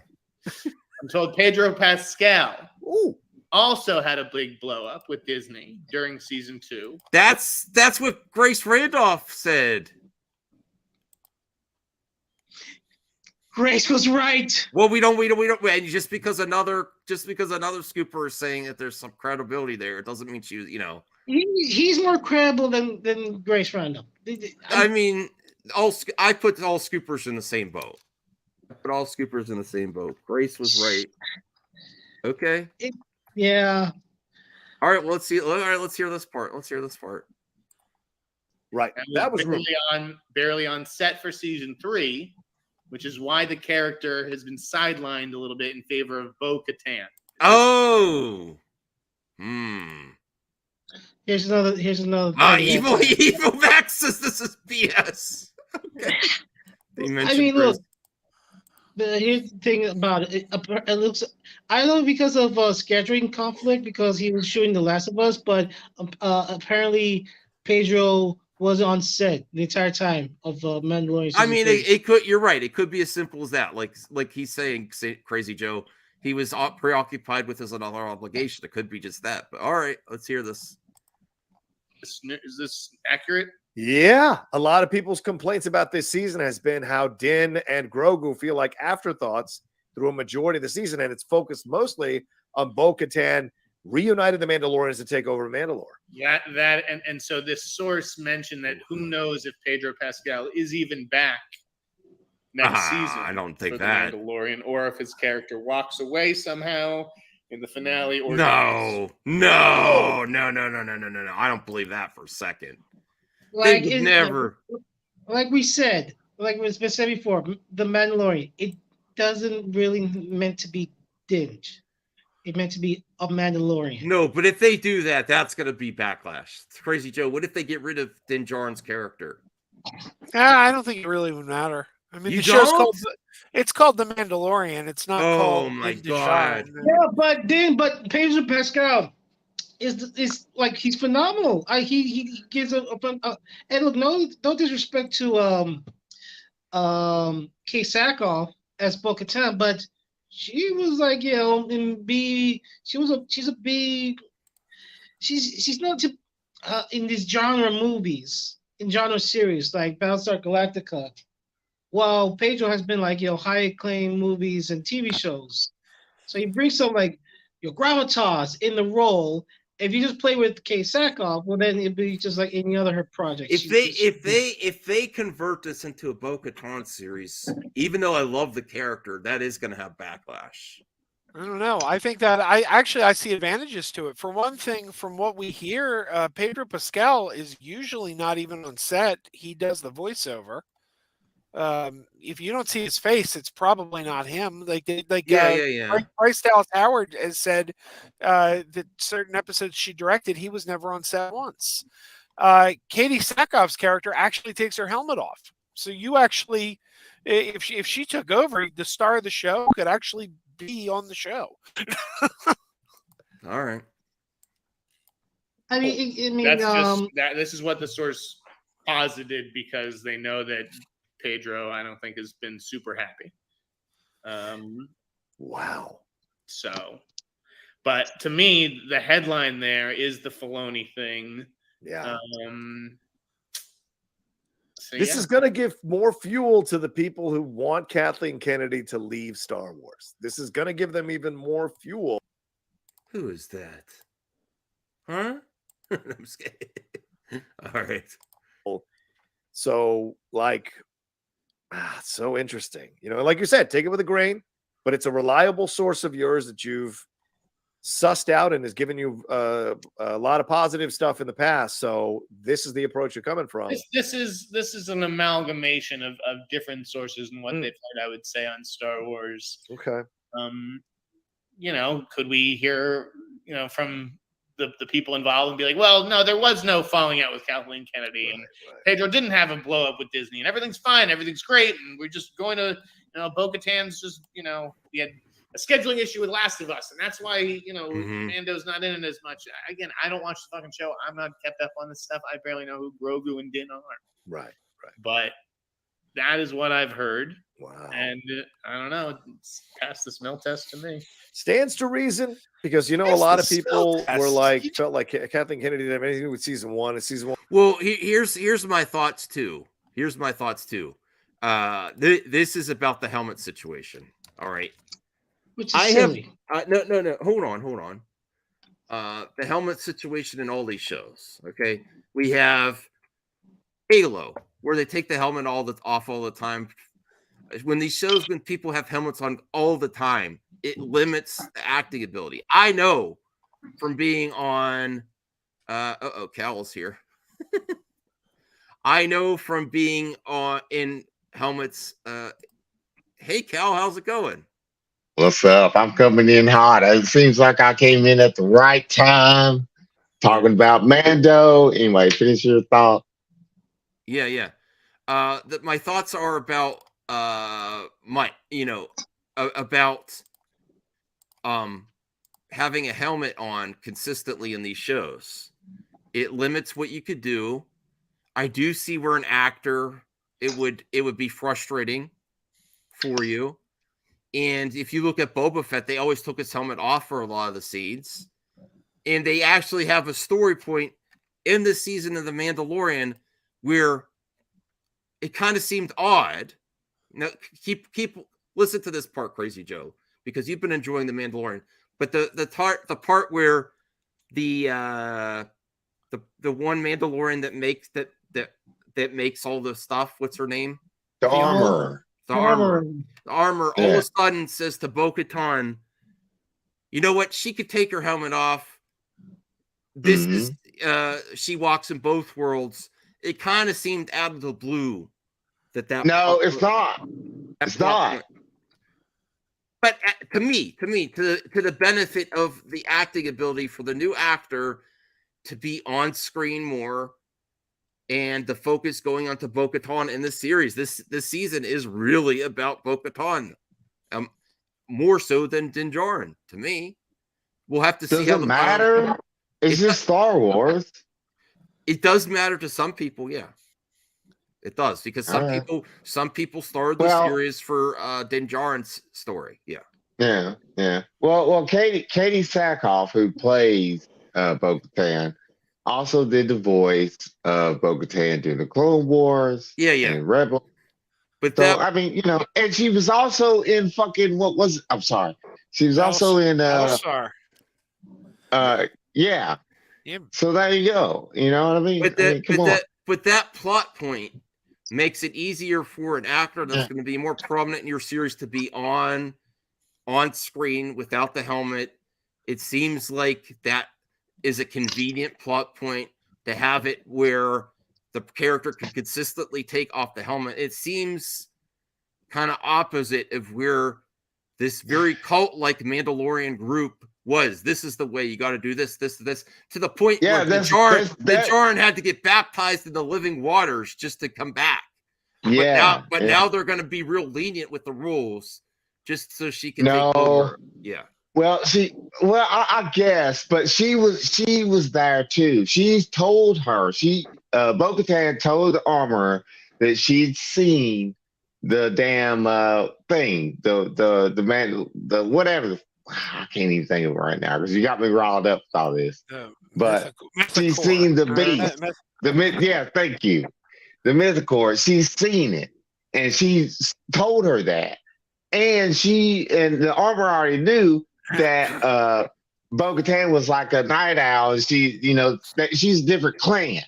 And so she was like, it's okay for you because you're a natural born leader anyway, because she's seen what she did with them, helping the Mandos, the hardcore Mandos, I like to call them. And so she's like, yeah, you can do that. You can break it together because they're getting land. They're acquiring places in the galaxy they can go to, safe places or safe spaces, if you want to call it that. So she's like, we're going to get everybody together. We need a mediator. We need somebody who can walk between the worlds, get us together so we can go back and take Mandalore back because the damn, the mythosaur is there. It's real. We're going to come back and get and take over Mandalore. Anyway, I think it's dope. I like it. No, I don't know what everybody's wanting. I'm not whining. I just see that some of the story points are a little convenient to where some of the criticisms, if those other rumors are accurate, that Pedro Pascal was not, was a little frustrated with his role or decisions being made, and it didn't have a chance for him to flex his acting muscle. He really doesn't need to be involved a lot at all. That's true. My Mando take, it's easy to take the show too seriously. I don't watch it like it's homework. Yeah. Listen, if it is a Bo-Katan show, I like Bo-Katan as the character, but there are going to be people that are going to be upset by that, and we have to be careful not to call them toxic just because they're upset that a character is no longer involved or phased out. And I think that would be a big mistake to just let him go off to the sunset at the end of the season. I don't know. The more I think about it, like I was saying, I was like, well, it's about the Mandalorian it's not about Mando, it's about Grogu. Now I pretty much think it's just like Mandalorian is like a blanket statement because it's just about Mandalore, the culture and stuff, maybe. I guess. I don't know. You know what I mean? And like you said, or I heard or whatever, John Favreau or whatever said he had no ending in sight for the series. He's like, it's just going to keep going. So I don't know. You know what I mean? So it seems like a blanket statement. And I think people just like, they got invested in Mando in the first season, and then Mando's kind of getting more in background. But I could see what you're saying about Pascal, the actor, being like, I can come in and just voice VO this. You know what I mean? I could just voice this shit and be done with it. But anyway. All right. Yeah, that's my thought for Mando. But I liked the last episode. I know you didn't like it. I thought it was great. Okay. All right. Well, let's finish this out and then we'll move on to something else. One was so great of The Mandalorian. And then maybe she wanted to have her fingerprints on it. She wanted some of the credits. So she was more involved, which caused problems from Favreau. And one of the big complaints about this season of The Mandalorian was they felt that it was incredibly stupid. A lot of people feel that it was really dumb to have The Mandalorian and Grogu reunite on another show. And it may have been that she wanted to keep that, give that show prestige, get credit for that show, what have you. So it kind of messed up Mandalorian season 3. And if that could be traced back to her, man, I mean, Favreau and Filoni are getting all the negative buzz for that decision. And maybe they can't speak out because of the NDAs and Disney and all that. But man, if that's true, dude, that is an unfortunate situation for both Favreau and Filoni, who have to weather that criticism knowing it wasn't their decision. Okay, we had enough of that. Thank you, Senior Nerd. So that was quite a lot there. Yeah, it's not a lot. He said that it's like Marvel Scoop says that Fantastic Four will be more cosmic. Galactus and Silver Surfer will be in the show. Superman's gonna be the casting. They're looking for actor. So the whole thing's about they're looking for actor in his 30s. Actually, he's gonna be an actor in his mid-20s. So they're looking for a younger actor for Superman. All right. And yeah. Well, let's do some stories. I know Crazy Joe's not big on scoops, so let's get to something that he would. Are you getting tired, Crazy Joe? It looks like you're. Yeah, I'm gonna have to take off pretty soon. I got work in the morning. All right. Well, let's get to something you might like before you leave. Christopher Lloyd. You were loving that in this last episode, right? Right, Crazy Joe? Oh yeah. So Christopher Lloyd cameo. How well do you think he executed on that cameo? Me? Crazy. Yeah. Oh yeah, Christopher Lloyd. He could do no wrong. Yeah, the man could do no wrong. Reacts to his Mandalorian cameo with a Back to the Future shout out. Let me see. I didn't see the episode because my internet's messed up, but I saw the clip with Christopher Lloyd, Jack Black, and Lizzo. I was like, "Is this real?" It looked out of place. I thought it was a clip from Guardians of the Galaxy. So he went on saying, "Great Scott, I found myself in a whole new universe. Watch now." So he's pretty, Dooku fanboy, Commissioner Hellgate of Plaza 15, head of security. Okay. If you want a really good Christopher Lloyd performance, there's always this movie. Search Lord for Cruz. Spock. Lord Cruz. Okay. I didn't remember he was in that. He's the villain.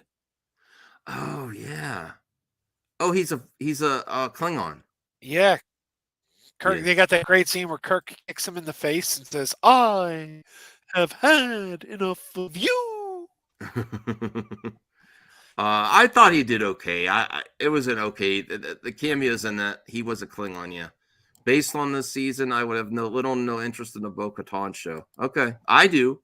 It's just that is kind of a bait and switch. Did Disney? I don't think not Disney, but I mean, what great promotion for the Super Mario Bros. Movie for having Jack Black in an episode of Mandalorian the week the Super Mario movie came out.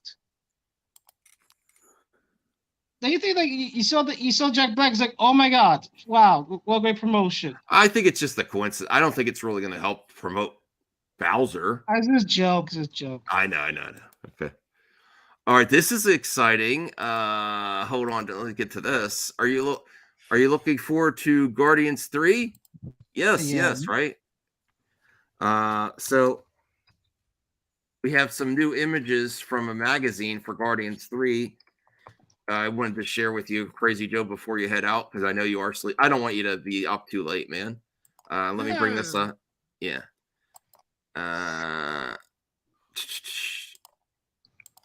All right. Guardians 3, Volume 3, first look at Elizabeth Debicki's Marvel return. Was she in the first Guardians movie or the second? The second. Okay. So she is also, I wasn't sure if she was going to make a return, but it looks like she is on there with Adam Warlock. And how do you think Adam Warlock looks there, Crazy Joe and Senior Nerd? Looks fine. Are you looking forward to this character? Do you have any attachment to this character from the comics? I don't. I never read the Guardians of the Galaxy comics. The first movie was pretty much my first entry point into that universe. But the two Guardians movies are probably my favorite MCU movies. So, especially that second one. My God, the second one's so good. Yeah. Cal, look at this. Are you excited for Guardians 3? Yes, I am. I haven't really been paying attention to what's going on with the trailers and everything. I haven't been keeping up with it, but it looks great. I hope they do Adam Warlock justice. I don't know how they're going to explain the stone in his head. I'm sure they'll figure something out because it was an Infinity Gem. It was a Soul Gem. They can do the Soul World. I don't know how they're going to do that, but whatever. Maybe they'll do maybe they'll do a flashback and him actually. Well, I don't know. Yeah, they could. But it seems cool, and somebody's going to die. It looks more like a Rocket Raccoon movie though, than because like the first two were like Star-Lord, like him introduced. Second one was like him and his daddy issues. And now I think this one's like a Rocket thing. But, somebody's going to die. Probably Drax, according to the rumors, because he wants to depart from the MCU or what have you, if you pay attention to behind the scenes bull stuff. But, yeah, it looks good to me. I like this image here. I watched it. Yeah, it does look cool. That does look cool. I like the gold. So it says Aisha plays an integral part in Adam Warlock's role in the movie, who is being portrayed in his infancy, according to Poulter. James Gunn and I discussed the idea of playing him at least as the initial phase in his infancy as a young person entering the world, trying to develop his moral compass. There was a lot of comedy in that, but also some genuine pathos, some dramatic meat on the bone. Aisha is only in the trailer briefly, but gets a line off in her brief time on screen saying these Guardians are more powerful than you think. Okay, so she might have a bigger role than expected. I don't know. I'm interested to see how it goes. I want to get my tickets. I like that image. Good for her. That's all I have to say about it, really. It looks great. I'm sold on the movie already. I like Adam Warlock character. I don't know much about him. I remember him a little bit from the comics back in the day. But I'm interested. What about the actor? Oh, Will Poulter? Hey, he did his best. He got jacked for the role. More power to him. Yeah, what was he in? He was in Meet the Millers or something, or some comedies. Yeah. Oh, yeah, I remember that. Yeah. He was anyway, somebody crazy. I think Crazy Joe was saying something about. He was in the original Narnia movies. Narnia. Oh yeah, Narnia. I wasn't expecting her character to be in the movie much, so that's surprising that she might have a pivotal role helping him because he's in his infancy as Adam Warlock. And he was like grown or something, right? So that's interesting. I want to see how that plays out. Yes. Crazy Joe, are you fading? Yeah, I think I better get going. I'm losing it. Okay. Well, thanks for joining us. We'll see you this weekend sometime for Star Wars Celebration Talk. Oh yeah. Maybe depending on what time you go on tomorrow, I might be able to pop on early. I'll be working from home, so if things are slow, you never know. I could pop on maybe. All right. Thanks, Joe. Get some rest, man. I'll see ya. All right. We still have a lot of topics, man. I was going to mention it. Don't hit him in broadcast. Well, yeah. Yeah. All right. Let's see what else we got here.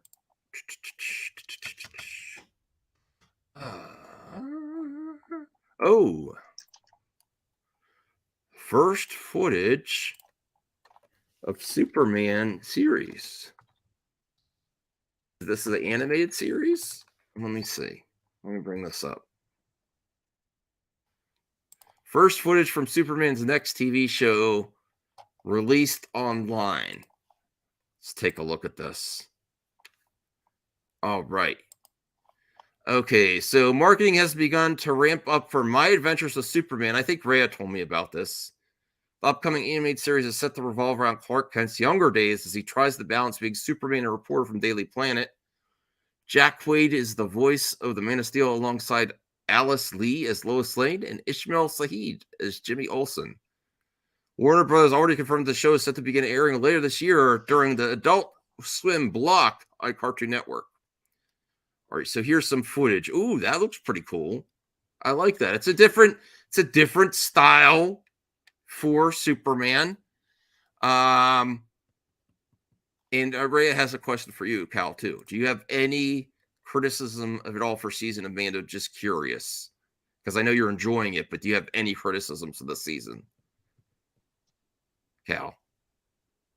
Oh, any criticism? Oh, for Mando? I just read it. I'm trying to watch the phone and the damn screen. Anyway,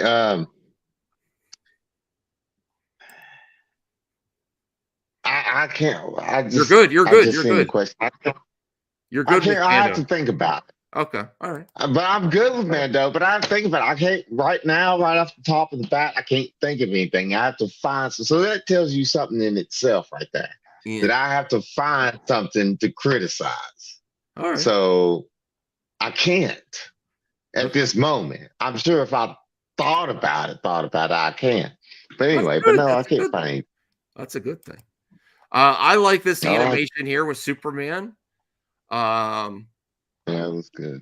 A closer It looks look. like Invisible, doesn't it?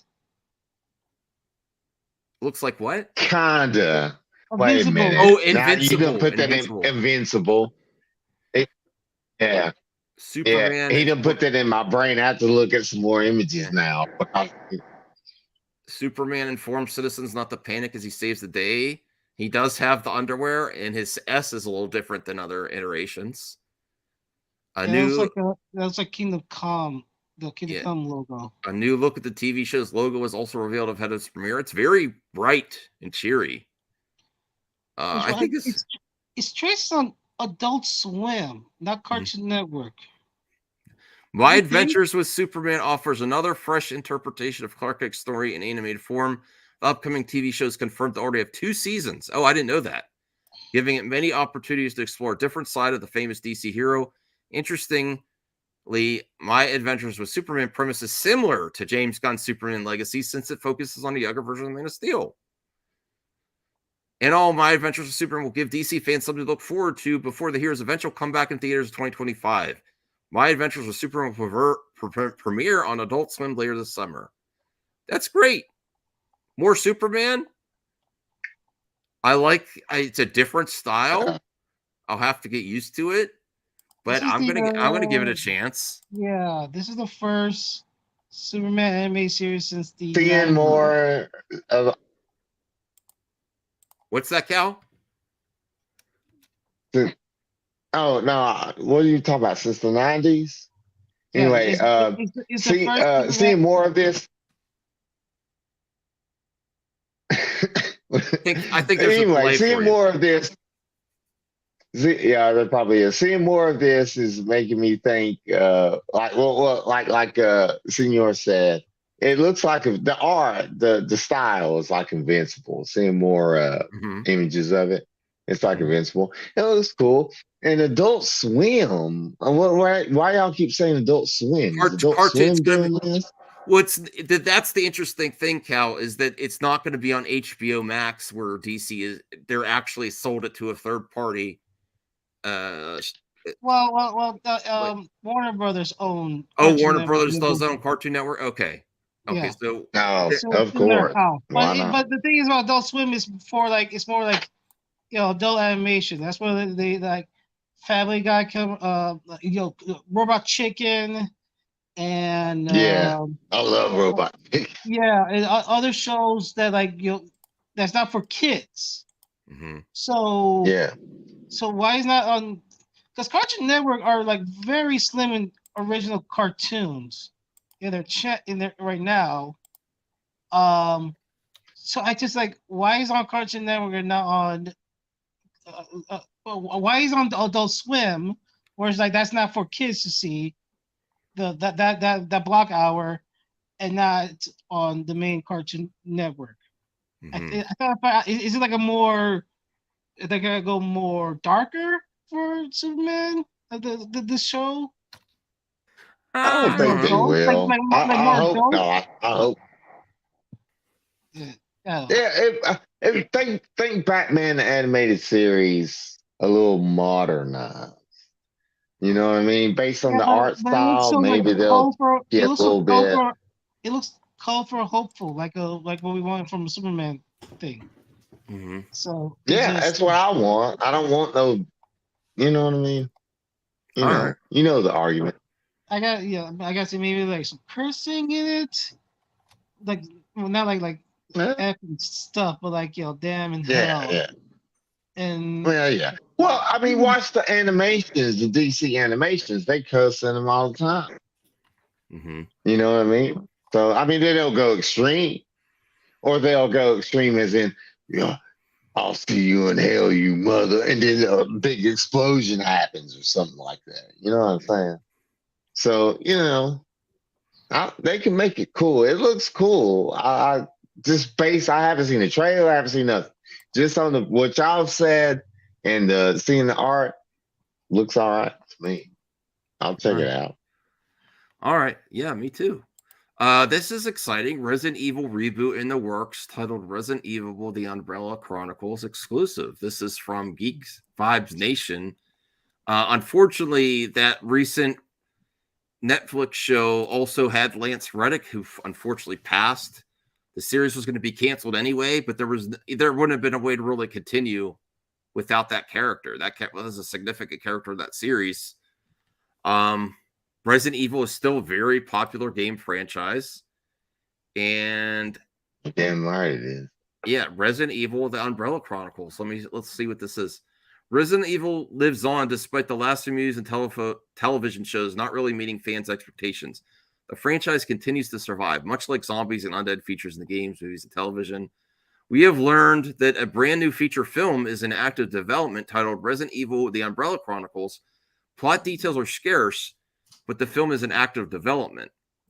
There was a video game released under the same name back in 2007. The Umbrella Chronicles follows stars operative Rebecca Chambers and former Marine Billy Cohen as they venture through a train that eventually takes them to a derelict training facility. Once within this facility, they discover they are being stalked by James Marcus, co-founder of the Umbrella Corporation and creator of the T-Virus, who has managed to resurrect himself with the aid of leech test subjects.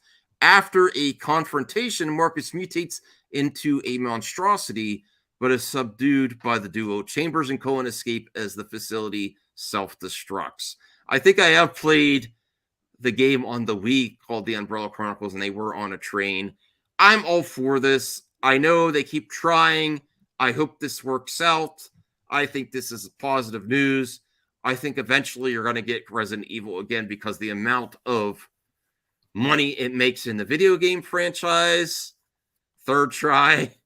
Resident Evil is not reboot the reboot. But yeah, and the prevalence of video game properties now, you got to keep trying. You got to keep trying. Let me see. Hollywood is going to keep rebooting the same 10 IPs until someone sees that shit. Well, to be honest, people still, there's still eyes on the property. You know, I hope this goes well. Cal, you like Resident Evil series? When you was talking about all that stuff, I just looked up. I forgot about this, about the Lance Riddick guy. I forgot about that. He was wasn't he in John Wick as well? Yeah, he died. I forgot about all that. I remember it happening, but then I like instantly forgot because all kinds of stuff has happened. But yeah, that sucks. But no, I like the first. Well, I didn't really like the first Resident Evil, but I enjoyed the series. I own a couple of them. I can't tell you which ones. I don't really know offhand. On DVD, and you know, I liked it. I had fun with it, but they kept going, and I just stopped caring. You know what I mean? So you know, but I will contend and say that Resident Evil 4 for the original PS2, I know they're remastering it and putting it out and redoing it, whatever. But the original Resident Evil 4 is one of my favorite games of all time. I played it at least 20 plus times. All the way through. I got Tommy Gunn and everything. I love that game. Anyway, but as far as series goes, don't care. Okay. Senior Nerd, are you ready for another adaptation of Resident Evil? He fell asleep. Hello? Uh-oh. He fell asleep. Well, I am. Oh, yeah, no. Can you hear me? Now we can hear you. Yeah. Oh, my finger was on the mic. Sorry. No. I don't care for Resident Evil. You don't care at all? No. Okay. Sorry. There you go. I mean, it's weird. They try to adapt it, and then it's not working well. All right. Well, we'll go next story. Well, wait a minute. I kind of want to know. I want to know if Senior Nerd is it. Why do you not care? I want to see if his thoughts of not caring is similar to mine. The quality. I just don't. I mean, I don't really play the games, and also like when they try to adapt it, so for animation, it's not well. When they do live action, it's not well. So. Okay, fair enough. All right. Oh shit. Sorry. What? It's just something I was doing. Close the tab. Close the rope tab. Yeah. All right. The Boys. The Boys. Who here likes The Boys? Oh, yes. Oh, yes. Yes. Finally. Hell yeah. I love The Boys. I can't wait. When is it? When's it coming? Well, I don't know when it's I don't know when it's coming, but there is at least an update though, Cal. Okay. Oh, what is? I ain't heard anything about this. I ain't heard anything about this. Yeah, there is an update. Antony Starr, The Boys. Yeah. Commemorates the wrapping of season 4 by posting some bloody images. Antony Starr, who famously plays the concert, so it's wrapped. So we know it's wrapped. We're gonna get it. They have to go post production. Yeah, I know. Yeah, but you know, they give me a date. You know, I mean, that image is cool. I guess whatever. That's Homelander. We get it. But yeah, you know, give me a date though. Is no stranger becoming blood, and the hit Amazon Prime series never shies away from some gore. Coming soon reports on The Boys star as he teases what's to come in the caption. Question: does history repeat itself? If so, why? Look forward to your thoughts. The official Instagram account for the series would rely on his post with the tongue-in-cheek comment: most normal pics coming out of season 4, lad. The most normal pics of the bloody. Okay. 5 different close-ups of the actor smothered in fake blood, showcasing different expressions. The account for Prime UK also jokingly responded with they did different ones. Which Homelander are you today? We're number 5. In addition to that, Starr also showcases travel from the filming as he congratulates the staff. Simon Pegg would similarly celebrate his wrapping of his character for the season. Simon Pegg, isn't it? Okay. So He's dead? Did they kill him? I don't know. Yeah, Simon Pegg is in The Boys. He Simon plays Pegg, that one dude's dad. Simon Pegg plays the Jack Quaid's. Who's it? Dewey? Huey. He played Huey's I father. can't think of his name. Yeah, Huey. Well, by the way, Yeah. in the comics, they draw Huey like Simon Pegg. And then when Simon Pegg, yeah. And then when they're trying to make to a movie, it was always going to be Simon Pegg to play the role. But then as time goes on, he got too old. They make a series, but they have him to play the dad. He got old, yeah. What do you think of these most normal picks coming out of season 4? We're in for quite an experience, you know. Pegg plays the dad. Kavari says, I heard the Boys spinoff show had massive reshoots. Hopefully it all works out. I'm sure it'll work out. See you later, Taladia. Thank you.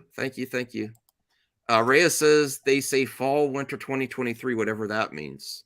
So hopefully we'll get it out by the, before the end of the year. That would be a quick, that's a quick turnaround if they wrapping now, just the end of the first quarter, and they have it out by the end of the fourth quarter. Well, that's pretty good. That's pretty good. Let's see, it's April.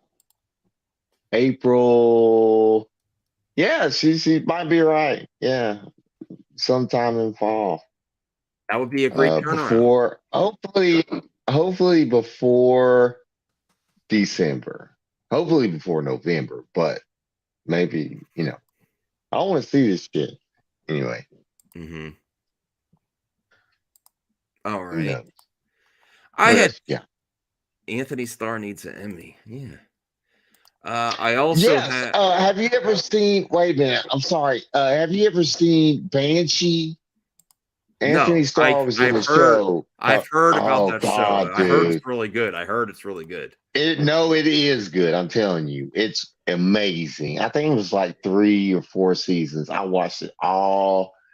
Went in real time while it was coming out. I was just like I'm watching The Boys, and he's what really wrote me in. Well, it was comic book related, The Boys, but I never really read the comic book of The Boys until Hack. So I don't know, but I know what's going on with it. But he's what wrote me in to watch The Boys. But anyway, he does deserve some shit because he's really great. Anyway, what's your next? This thing? One I don't really have much to say about. #show One True Love Misses the Mark. That's Simu Liu. Seems like a comedy. I like his character. I like Kim's Convenience too. 35%. And I'm not going to read too much. I'll support him with Shang-Chi and some other projects. So that was just a quick one. This is a good story here. Let me bring this up here. Max, did you talk about the new Sony console room? I have a video of that. I had a video of that. Hold on. Let me see. Damn it, I closed it. What? They're making a new... What do you mean, like a PS6? What? We'll get to that. You mean it's the PlayStation 5 Max. Yeah, I will bring that up. Oh my God. We'll bring that up here too. Are they really doing this?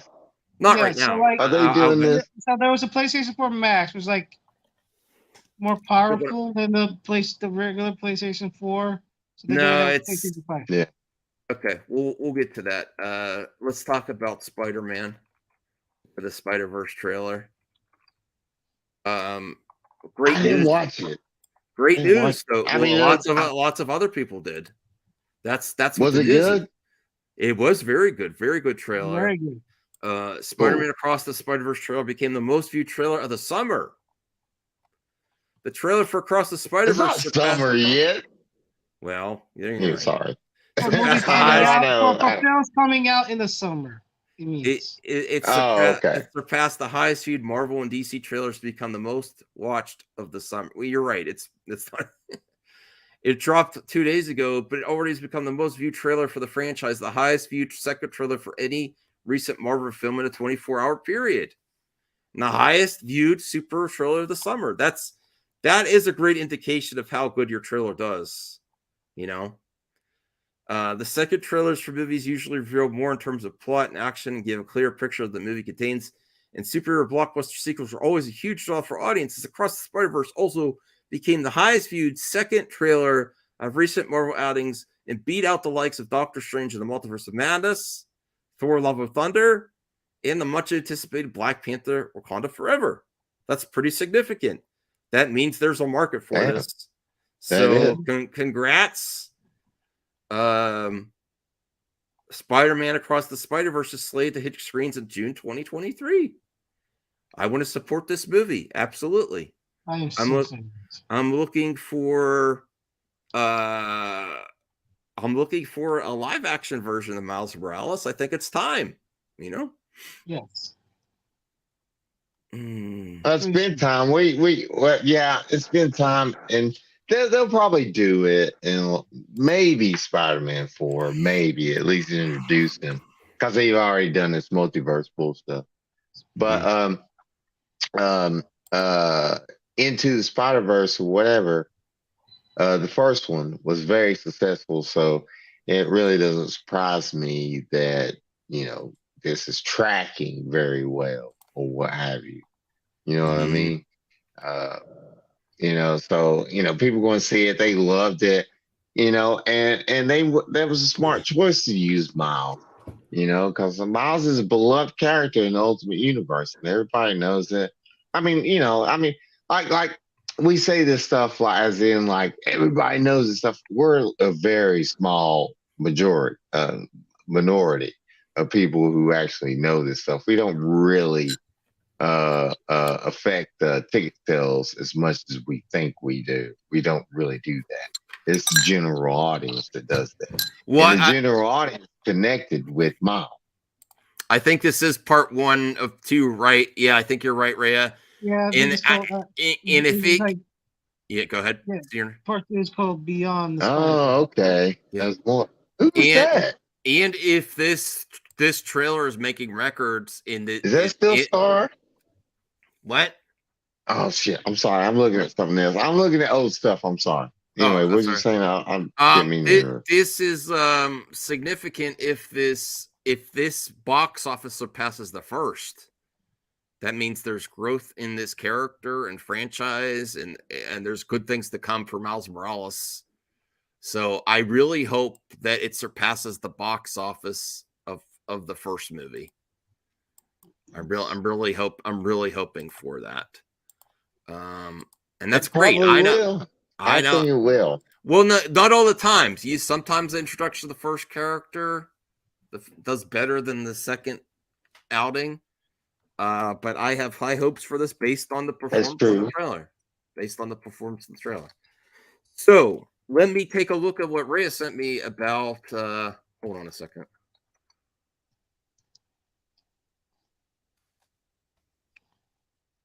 See, this is why I didn't got the PlayStation 5. Oh, wait a minute. What? Wait a minute. What? It's one of 2. There's gonna be. I think this is a 2-parter. Yeah. Okay, cool. They split. I think they split. They made it in a cliffhanger, and then we go what was called Beyond the Spider-Verse. Okay. Which I don't know. I don't think it's coming out next year. Sony is reportedly working on PlayStation handheld codenamed Q Lite. It will supposedly require here we go. a constant internet connection as it's designed for remote play with a PS5 instead of running games locally like a Steam Deck or Switch.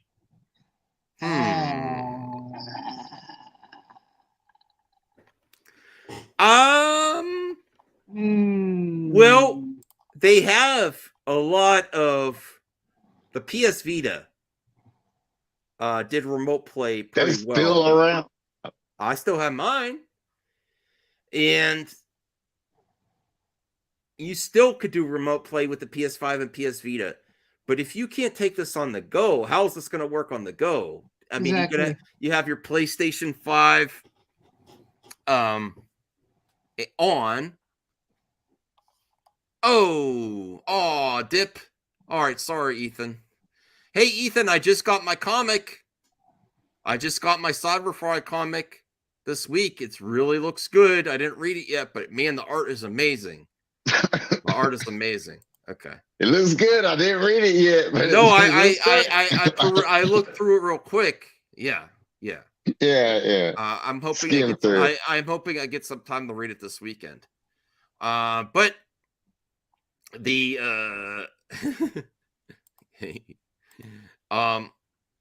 I just don't how this is gonna whether this succeeds or I'm happy that they're making another. They might be making something like this, but it's gonna the success of it is gonna depend on how it works outside your home. Yeah. Yes, I guess. I The mean, remote I don't play know. I has haven't. more travel-friendly features. Okay. I haven't really played. I don't really play. Well, aside from mobile games and apps or whatever they call them, I really haven't played console games in a long time. I think since PS3, and then I was like, okay, whatever. You know what I mean? So, but it was cool. I like the Switch. I want to get one of the Switches actually. Yeah, the Switch is But fun. anyway, yeah, I like the Switch. I want to get, but it was all right. I mean, if they can make this work and they have it connecting to the internet, But it says internet on all the time. When you're traveling, right? Yeah, when you're connected to your PS5 at your home, this could be a cool thing.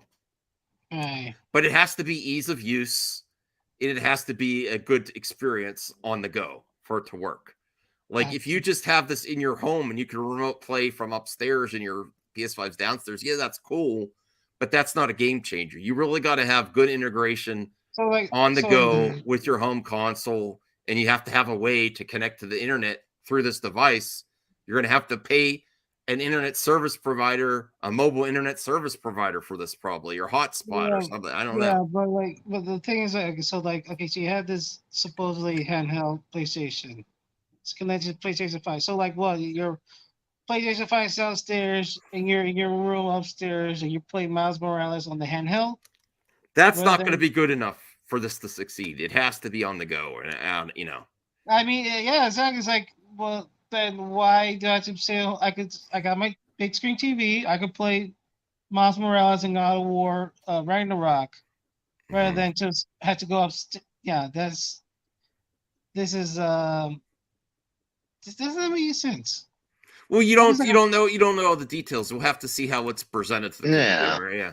Yeah. Has it been launched yet? It's No. launched. It's a rumor. This is a leak. Oh, okay. So we don't have the details. We'll have to wait till Sony announces it themselves. I like the idea. We'll have to see how it works. Figure drawing, Sony jumps the ship on their sweet handhelds too early. Yeah, they do. Yeah, then they see the success of the Switch and the Steam Deck, and they're like, "Oh, son of a." Well, this also with PlayStation Plus, with their expanded library of backwards compatible stuff of PSP, this could be cool. Me hyping this up as game-changing mobility, expansive library of content, thrilling adventures, and stories all in the palm of your hand. Yeah. That sounds like a commercial. I wanted to succeed. I dig it. I mean, that's cool.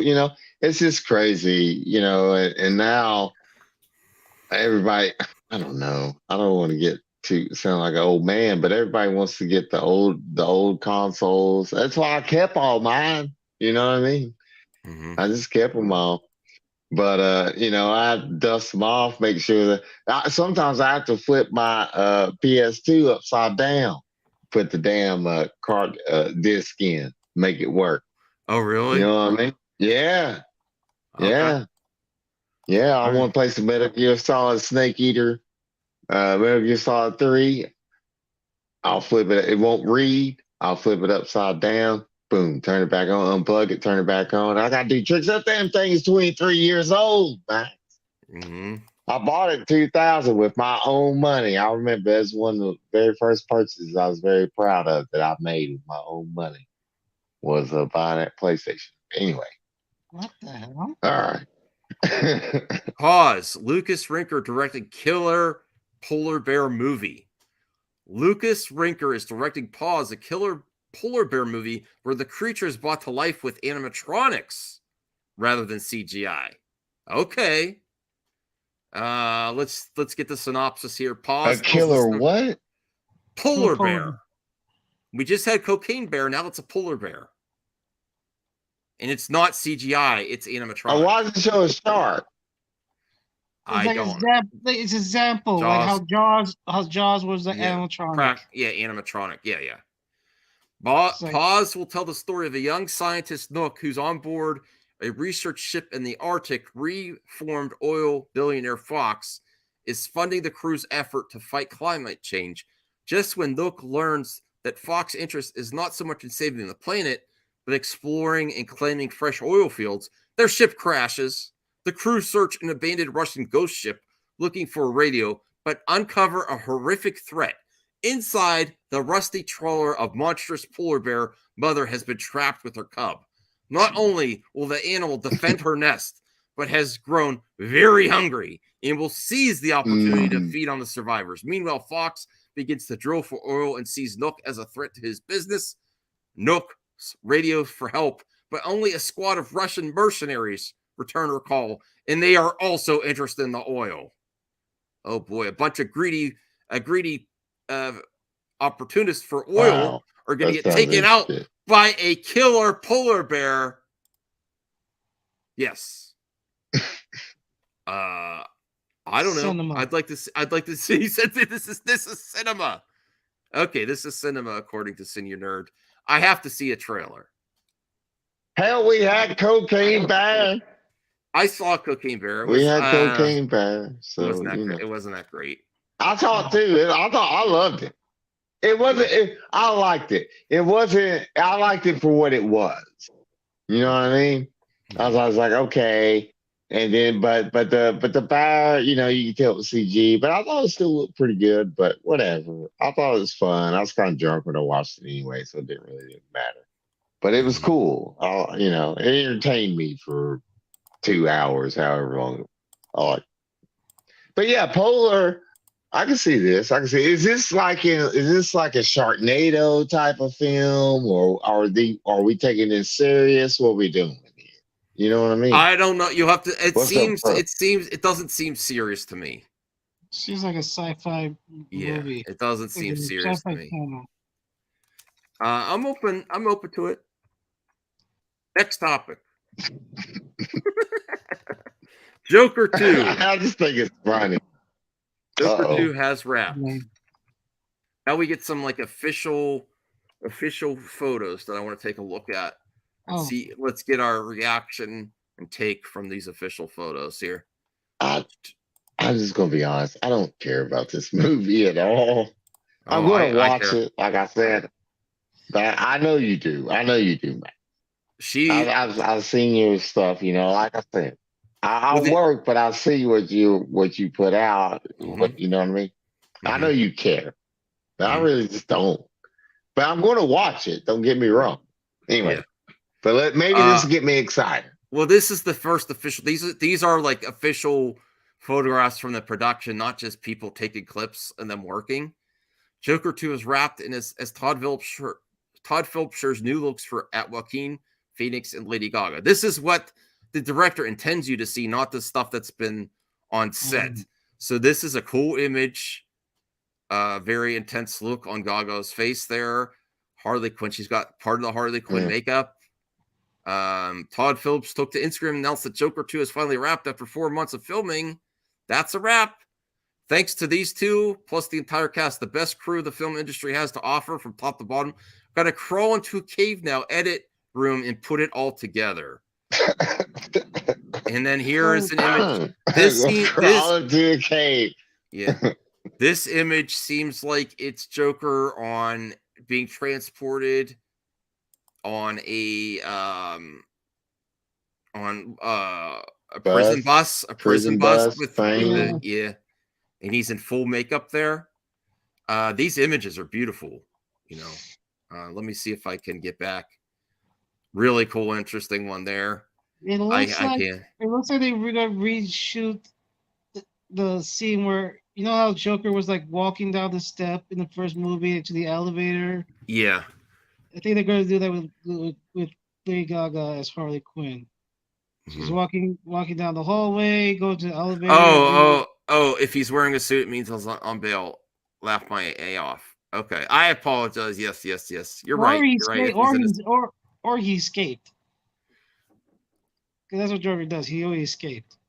Or mental institution. Yeah, they could call him. Maybe it's not a typical jail. Good point, Screaming Phoenix. Maybe it's not a typical jail. Maybe it's a mental hospital or something. Well, yeah. I don't know. Well, I don't know. It's Arkham. Yeah. It's It could be Arkham. Yeah. No, it is Arkham.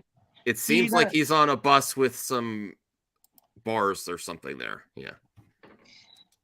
To me. And also, Screaming Phoenix, how do you know that? I know how you know that. He usually, yes. Usually if a inmate is on a bus being transported, they're already in their prison suit. Yes. Yeah, that's what I was saying. I mean, that's what I was saying. How do you know that? Only certain people know that. Yeah. I get what you're saying. Okay. I like it. I think it looks great. I'm a lawyer. Screaming. Of course I know this. God. No. Hey, Phoenix right. I'm going to DM you Screaming and give you my number after this. Oh, you need one? Okay, Maybe. Not right now, but you never know. Okay. All right. Oh no. Avatar 2. Okay.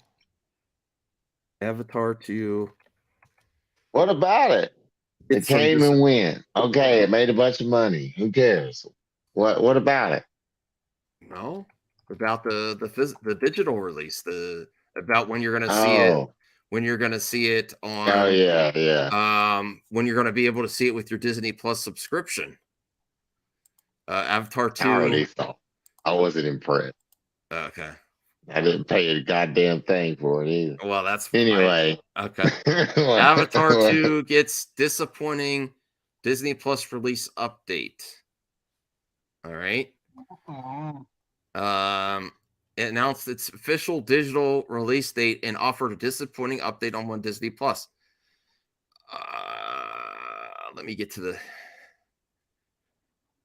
Well, I don't understand how's it disappointing? Well, they're not going to put it on. It's already been. I mean, we're already in the April. This came out in December of last year, and you're not going to be able to see this with your Disney Plus subscription. They're gonna release it for VOD though. Oh, they want you to pay for it. Yeah.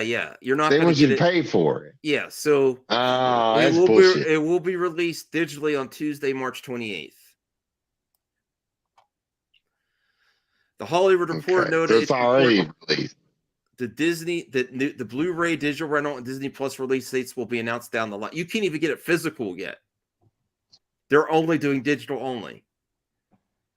The Way of Water's March 28th digital release will come 101 days after its December 17th premiere. Longer than expected 90-day theatrical window.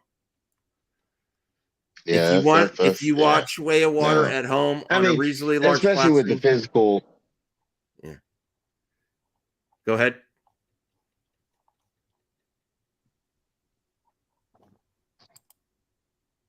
Are you there? What did you say? Oh, I said go ahead. Go ahead. Because I didn't mean to interrupt you. No, you said something about flat screen. What was you talking about? Oh, that's what they were saying here.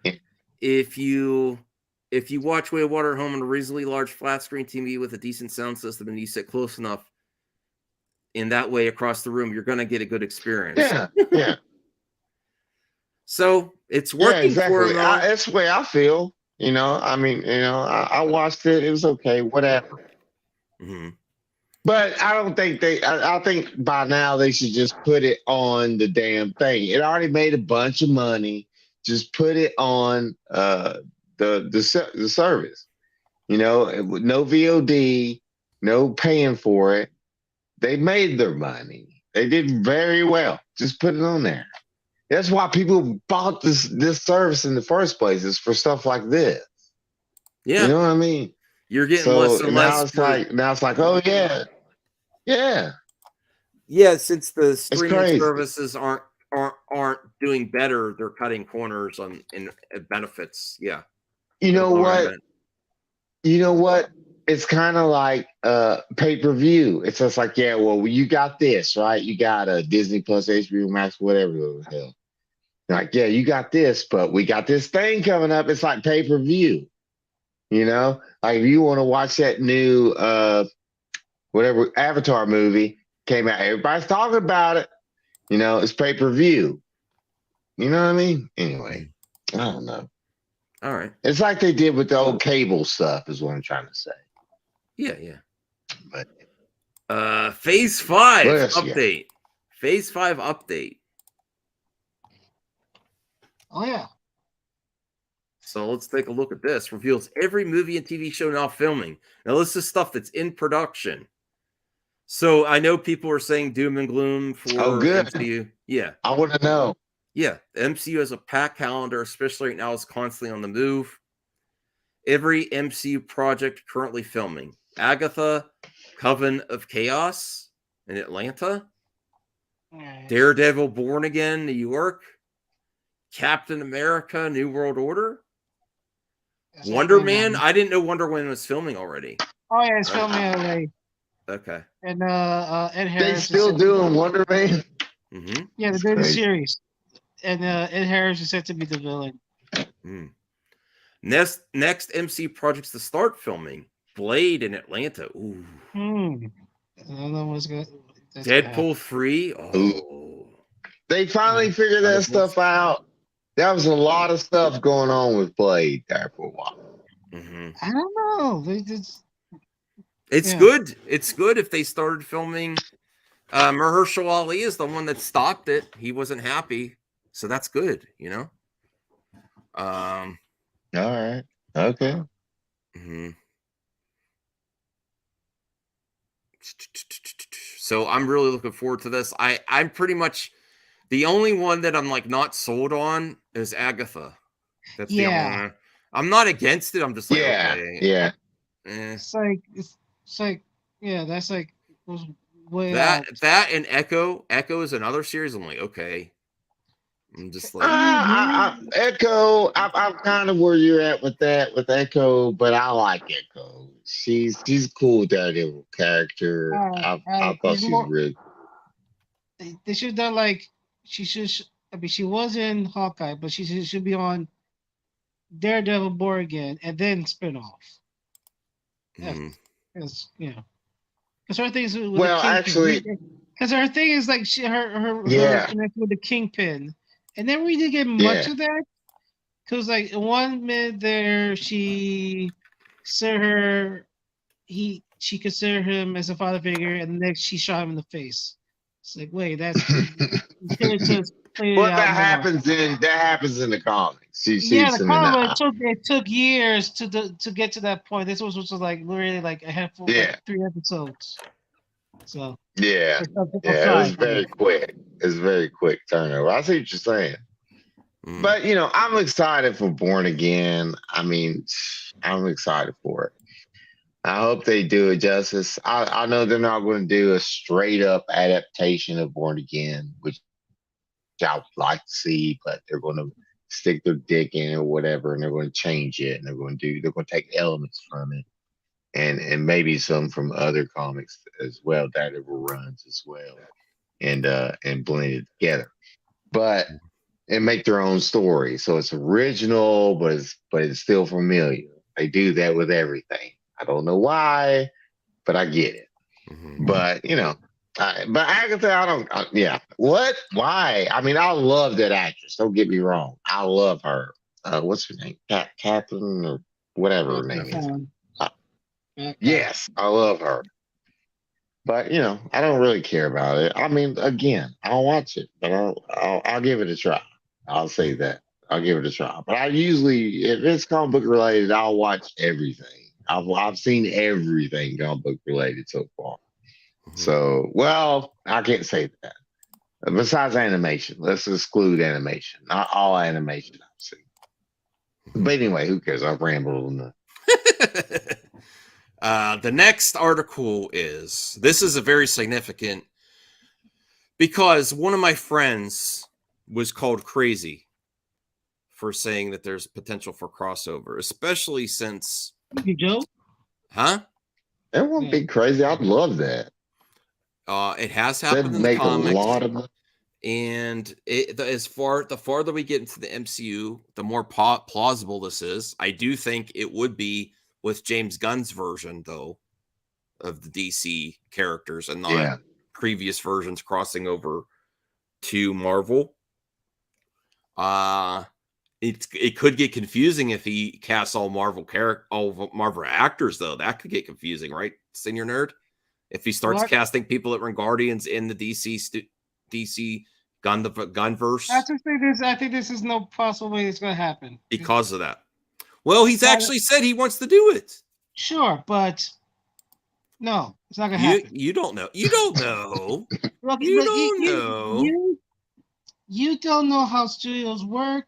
You don't either. Actually, money, I do. Money. Yeah, there's egos, there's money, there's stuff for. I don't. It's not gonna happen. Just saying. Don't not be yet. So glass. I will say in a million billion years, this will never happen. I think there's a possibility. I think there's a chance. No. Okay. Well, James Gunn, the man himself. You're a gunhead, Senior Nerd. So, DC Studio CEO and MCU Guardians of the Galaxy 3 volume director James Gunn called a crossover between the two superheroes companies a possibility. Seeing the event, okay, let's get what's more possible, this or the Snyderverse being restored, Senior Nerd? Neither. No, I said which one's more possible. That's not an answer. That's not an answer. Okay. See. Okay. You want honest answer? Yeah. Snyderverse restart. Oh, hey. Okay. All right. You're telling me literally that's one company. This is two major companies who are in competition with one another. I get where you're coming from. This is like if well, I have an answer for you, Senior Nerd, directly from the Gunn's mouth in this on that. I think he's a fanboy. He loves these guys. He's not in the tribalism. Okay, well, seeing the Avengers and Justice League come together on the big screen has been a long dream for many. There's even a comic precedent for potential crossover thanks to early 2000s JLA Avengers comic event. The MCU recently confirmed certain DC heroes exist in the universe as fictional characters, with Superman getting name dropped in Eternals, and Kevin Bacon even doing a Batman impression in Guardians of the Galaxy Holiday Special. Speaking with Fandango during the press tour for Guardians 3 of the Galaxy Volume 3, newly placed DC Studios CEO James Gunn gave his thoughts. Gunn noted how there's always the possibility for that to happen, but the focus right now is on making each of the respective universes as strong as possible. I think there's always the possibility of that. I think it would be a fun thing for fans to see. Do I think it's just about grounding the Marvel? But I do think it's just about grounding the Marvel and DC universes right now and trying to make them each strong as possible. And I think that crossover, and this is the important part, this really debunks what you're just saying, Senior Nerd. I think that the crossover I like is that Kevin Feige and I are very close friends. So we talk all the time.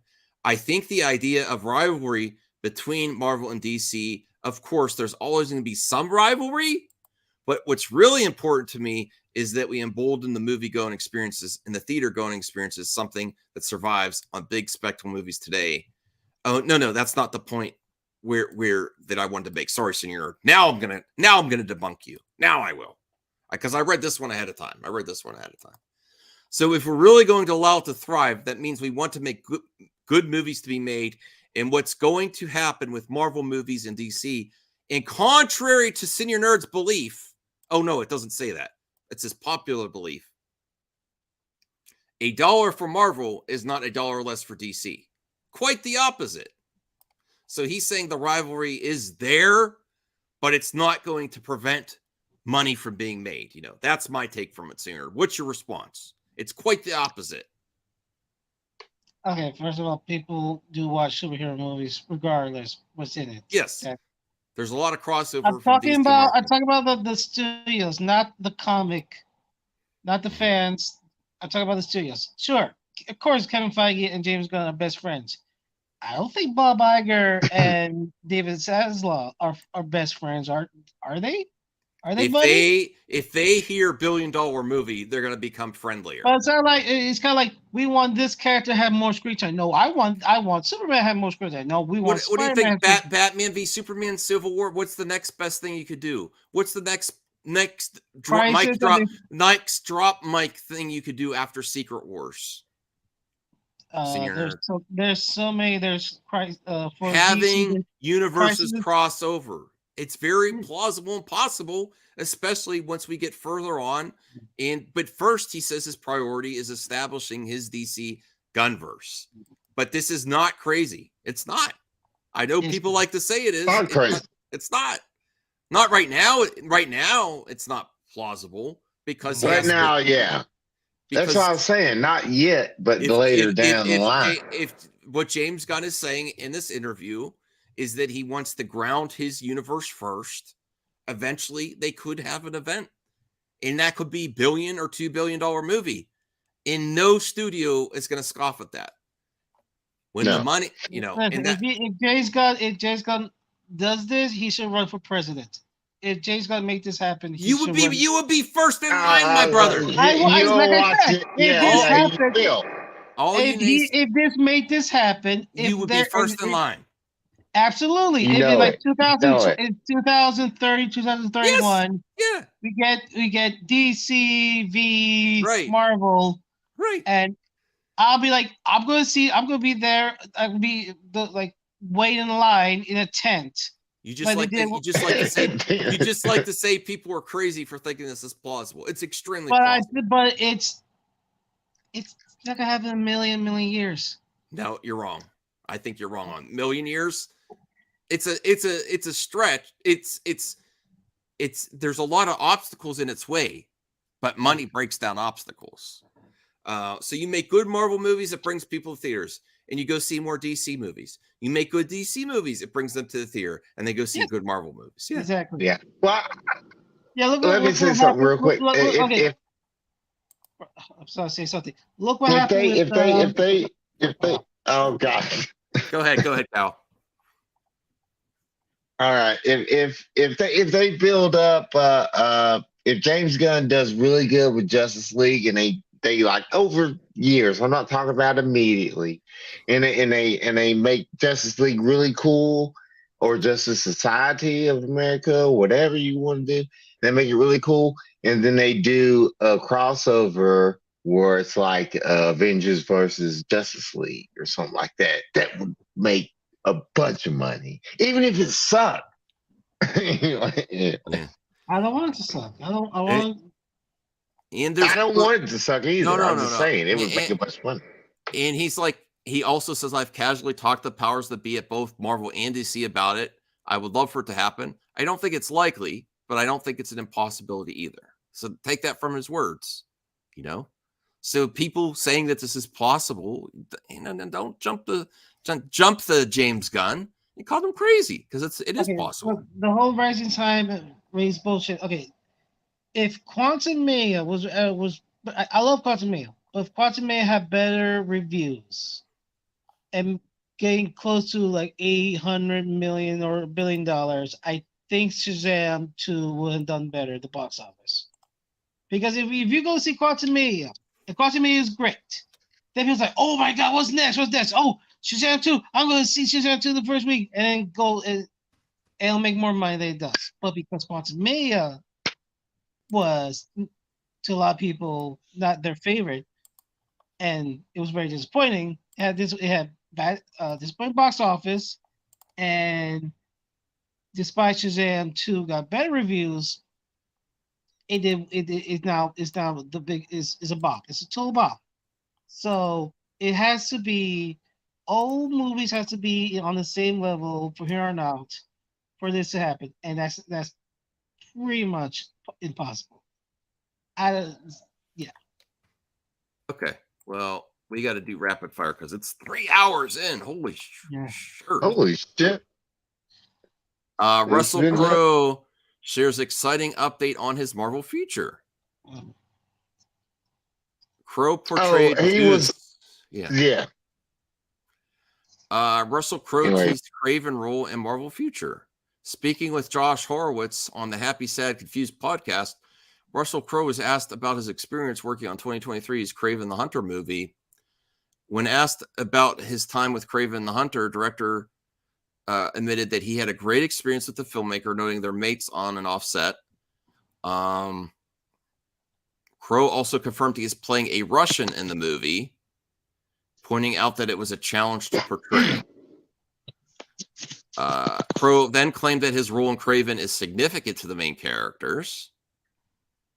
I want to hear about Zeus.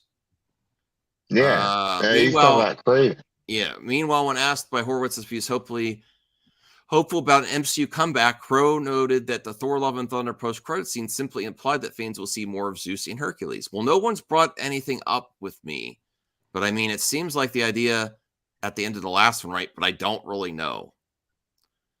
Hercules. Well, and then you got to think about this. They put that thing in because remember, I hope I didn't turn myself off. What happened? No, you're there. You're there. Can you hear me? Yeah. Are you sure? Yes. Yeah. We can hear you, man. Anyway, can you hear me or not? Yes, we can hear you. We can hear you. We can hear you. Okay, cool. I can't hear you in my ear. I can hear you on my phone, but I can't hear you in my ear. I'll correct it in a minute. But the thing I was saying was, where was I going? What was I talking about? I don't know. I apologize. Nobody- we lost. That's About reassuring. Russell But, Crowe yeah. and Zeus. Oh, Zeus. Yeah. They said that in Thor: Love and Thunder that at the end of it said they had this big thing saying that Thor will be back, and then after the movie, Chris Hemsworth was like, yeah, I'm going to take some time off. I don't want to be Thor right now because he has some kind of condition going on. So yeah. Okay, once again, So I people think they're are going to missing- try to use Hercules to replace Thor, is what I'm saying. No, And then I'm hold going to on. stop it right there. I'm going to try to fix whatever I got going on. No. Okay, people. Once again, they're misinformation. He will be having early dementia later in his life. That was a diagnosis. 100%. What? Okay. He's not going to have dementia now. He's going to have it later in his life. He's healthy now. He's perfectly healthy now. People thought like, oh, he's got dementia. No, he's diagnosed with genetics dementia. So Okay. Yeah. He's going to try to pick and choose his roles. he's gonna choose. He's gonna do more movies. He could do roles. He could do until he feels like he's gonna retire. Yeah. So if we do get one more Thor project, that's probably going to be it. Yeah. Cal left out. All right. So Silo trailer, apocalyptic sci-fi series starring Rebecca Ferguson premieres in May on Apple Plus. Okay. I liked Apple Plus when I had it. I want to see it, but Silo is based on a series of stories written by author Hugh Howey. And attempts to bring these stories to screen have been coming since 2012. Ridley Scott and Steve Zillian were going to produce a film adaptation. Silo series started with a short story called Wool, and at one point the plan was to call the Apple Plus series Wool as well. Here's some images. I don't know The truth will surface. Silo. She's from the Mission Impossible, and this is what's this actor's name? I forget It his looks name. familiar. No, I know his name. He's from. The Sutherland? No. No. Tim Robbins, Shawshank Redemption. Oh yeah, that's right. Yeah. So it has a good cast. Sci-fi. It has me intrigued. Apple Plus. It's not enough to get me back to Apple Plus yet. Not enough to get me back to Apple Plus. Okay. That's all I had on that one. Yeah. You got mailbag, or you do that last? Yeah, we could do mailbag. Let me bring that up here.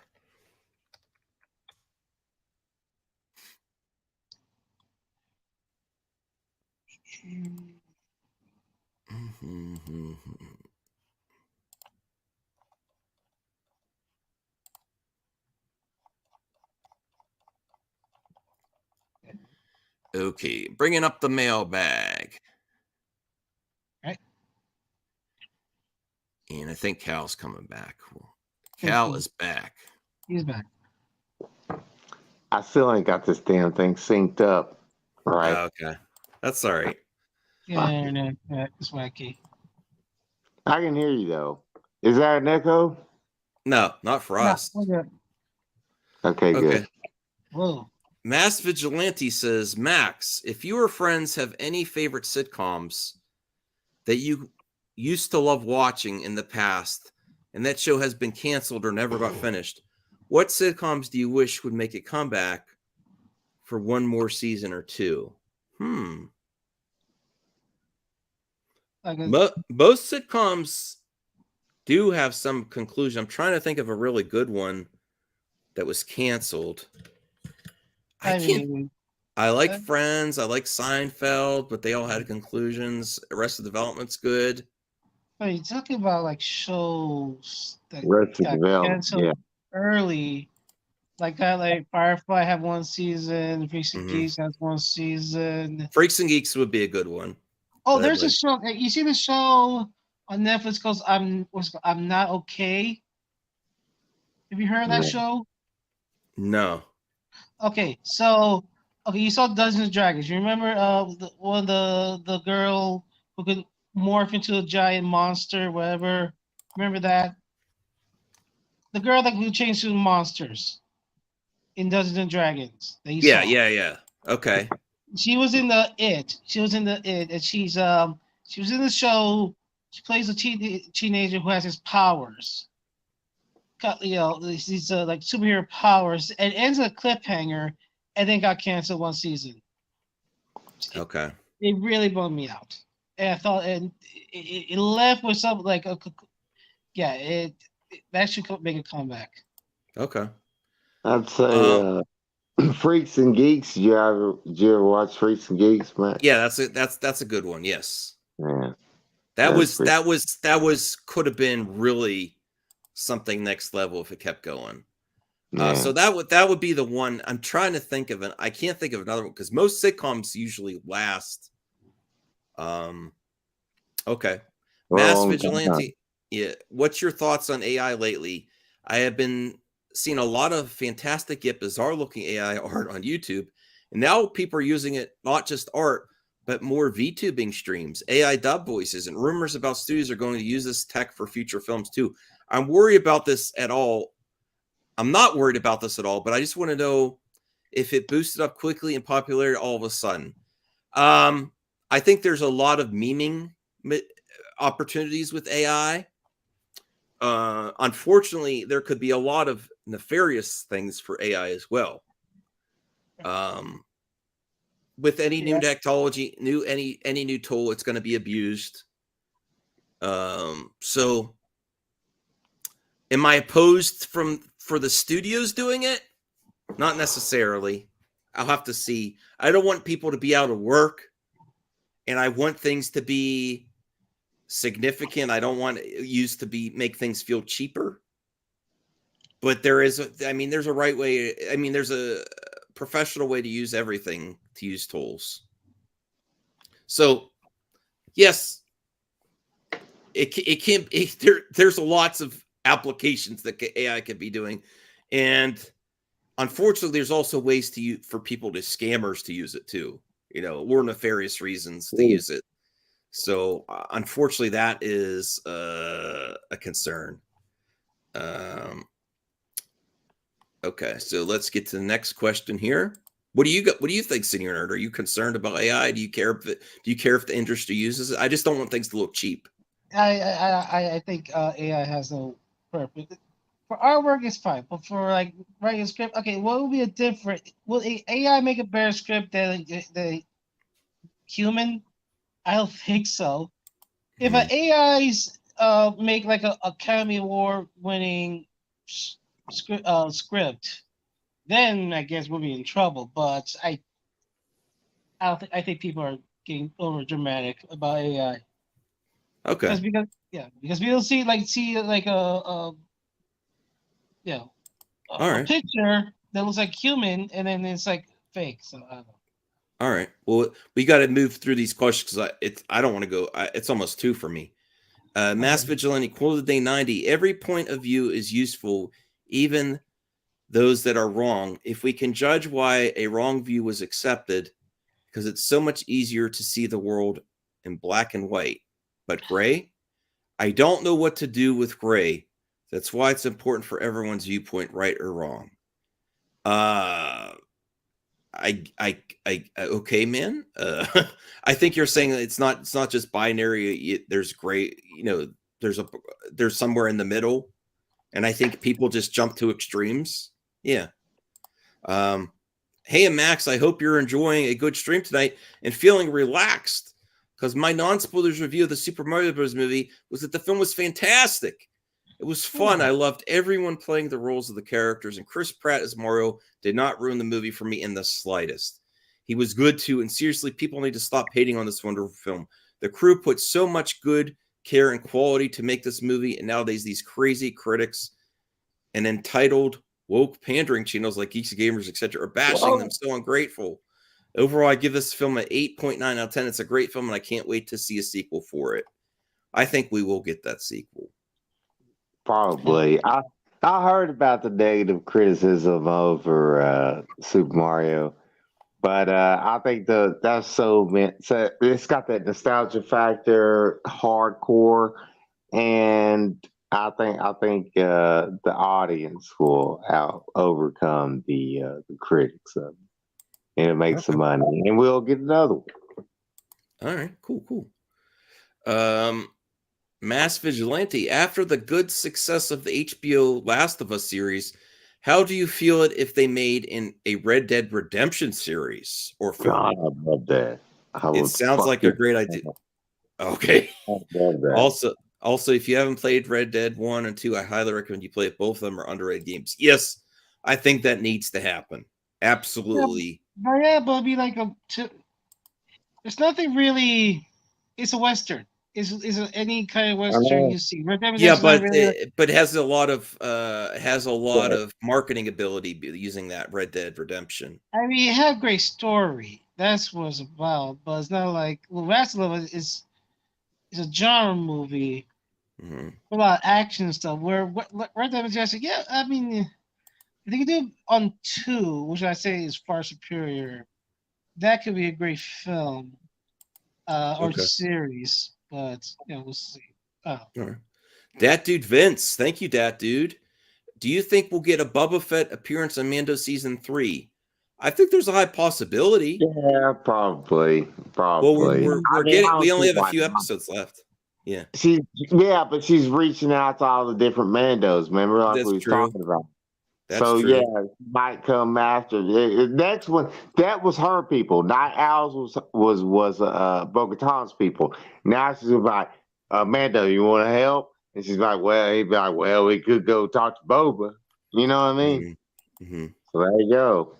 I mean, that's the way to tie him in. I don't know if it's going to happen, of course, but I think we'll get him, because if they're going to do Boba Fett season 2, they got to have some way to tie Mando in with it. So why not do it near the end so they can explore it more in Boba Fett season 2? All right. Mass Vigilante Max, do you know how to cook? Not really good, no. No. And if you do, what's your favorite food you love to cook and eat at home? I like breakfast, eggs and stuff. I love that. Always a food question. Also, what do you and your wife do together when you guys spend time with one another? That's between us. No, yeah, business. Do you guys plan trips or go to a relaxing spa, Netflix and chill, or something else entirely that is not under the sheets? Relaxing night of a full moon. He's just joking. We like to watch some movies together, series like the Netflix and chill. Yeah. We like to go to, one of my favorite things she likes to do is go to an area where there's a lot of like Asian markets and get boba tea and desserts and, stuff like that. Go to the used record game store, but on a serious note, I want to know if you guys are happy and healthy. Good. Yeah, we're good. We're good. Thank you. CGH Entertainment. If I did a Saturday night watch party series where we watch a bunch of movies, what would you guys join in? I will when I can. Little Perp says yes. I also like the game on Saturday nights too. I like to play video games too. So, Mass Vigilante Max, would you rather have the ability to be great at playing any video game on PC or console and a gamer champ, or have the ability to roast the hell out of anyone who tries to diss you, but quickly come up with a comeback? And they're the ones that ended up looking like a clown instead of you. Which do you choose? I think I can already roast the hell out of everyone if I wanted to. It just gets me in trouble. I would rather be a professional gamer where you could win millions of dollars because you can actually make some money on that now and be sponsored. Yeah. And I already wear a Dr. Doom mask. Imagine if I was a really good gamer and I was a doctor. Then I could have a profession. Like I would be a huge YouTube channel too, because I would be a really good gamer. I'd get sponsorships. And I'd win millions of dollars. Live stream gaming and shit. Brucifer asks, being that Mario will release on digital on May 9th, what is the point of going to the theaters? I think there's enough time there to make money. It's gonna make a lot of money in its first 2 weeks. Anyways. Yeah, and ultimately, Brucifer, great question, but a lot of kids' properties do really good with early VOD release because they want to see it again. They want to see it again.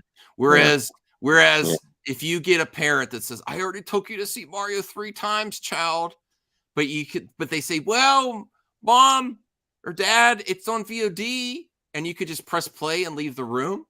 Oh my dear Lord. Instant babysitter. Instant babysitter. Right? I want to add to that point. That's what Max is saying. That's the reason, like back in the day, thank God my mother was best friends with a woman who ran a video rental store.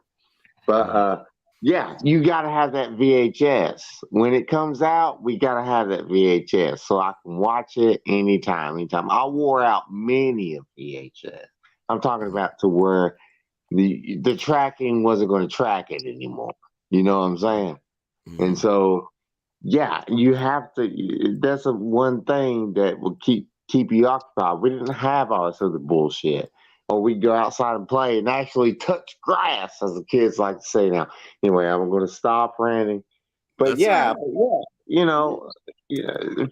stuff means everything. And I can see that people being like, the kids being like, sometimes, because now it's instant. Sometimes VOD is cheaper than a babysitter. yeah. I feel like it's like $30 to rental the VOD. That's my response to you, Brucifer. Okay. Wait till you have kids, or if you have nieces or nephews or something. Sometimes if you could get an hour and a half without them bugging you, and they're happy, and that's a movie they saw 3 times in the theaters. Yeah. Okay. Mass Vigilante Max, the actor who plays Crossbones in the MCU, Frank Grillo, is leaving Marvel for DC because of his disappointment of how his character was treated, which I can understand. But now, who or what character do you think will play in Gunn's DCU? I think we covered that yesterday, Mass Vigilante, where Creature Commandos, he's probably going to be like Frankenstein or something. No, he mentioned. Okay, Snyder mentioned this in. Okay, he says Creature Commanders, one of the characters will be played by Ron Perlman, and I think Grillo's going to play the skeleton guy, the one that like the fire skeleton guy that was on the photo, if you remember. Ghost Rider. No, not Ghost Rider. In Creature Commander, but he's in it. I forgot some other actors. He said he's in the anime series. We might get news pretty soon. All right. Here is this next. It's a horror movie. Okay. Oregon Trail. I almost thought it was Oregon Trail. Yeah, Oregon Trail. I was too. Yeah. Oregon Trail. Oregon Trail. Yeah. Oregon Trail. Paramount horror western earns R rating with strong violence. That sounds interesting. A horror western. The horror western Oregon Trail, directed by Michael Patrick Jan, has earned an R rating for strong violence. Let me see. So it's a play on Oregon Trail, but like it's more dark. Let me see where I can. Okay, last year we heard the awesome news that Paramount Pictures had given the green light to a horror western project with the brilliant title Oregon Trail, inspired by the real life Oregon Trail. Okay, that's a great title there. I think it's going to be popular. A wagon route that connected the Missouri River to valleys and Oregon's back in the 1800s. The film has since made its way through production, and while we still don't know exactly when Paramount intends to release Oregon Trail, it has taken an important step towards release. It has secured a rating from the Motion Picture Association. Oregon Trail has earned an R rating for strong violence, language, and some sexual references. The story centers on a young Abigail Archer, friendless and alone in a brutal Montana winter during the 1870s, fighting for survival and to retrieve her one earthly possession, her family's horse, from a gang of bloodthirsty bandits.